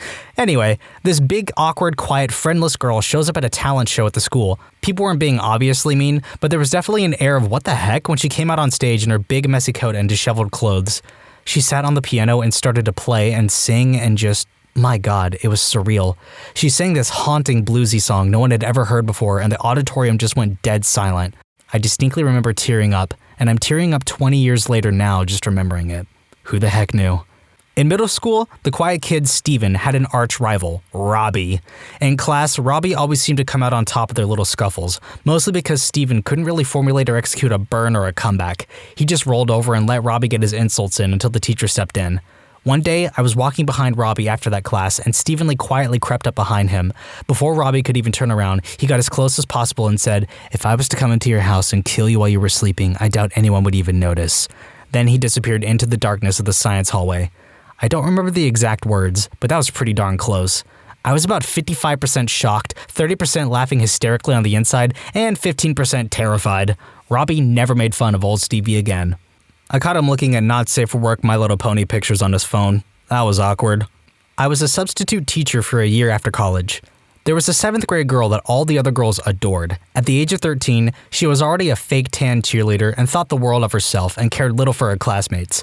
One day in study hall, she was lying, to her friends about her string of boyfriends. The other girls were hanging on to every word she said. We'll call her Cordelia. Now, to set the necessary geography of the scene, there was a very quiet boy at the computer in the back of the classroom. He hadn't said a word all period.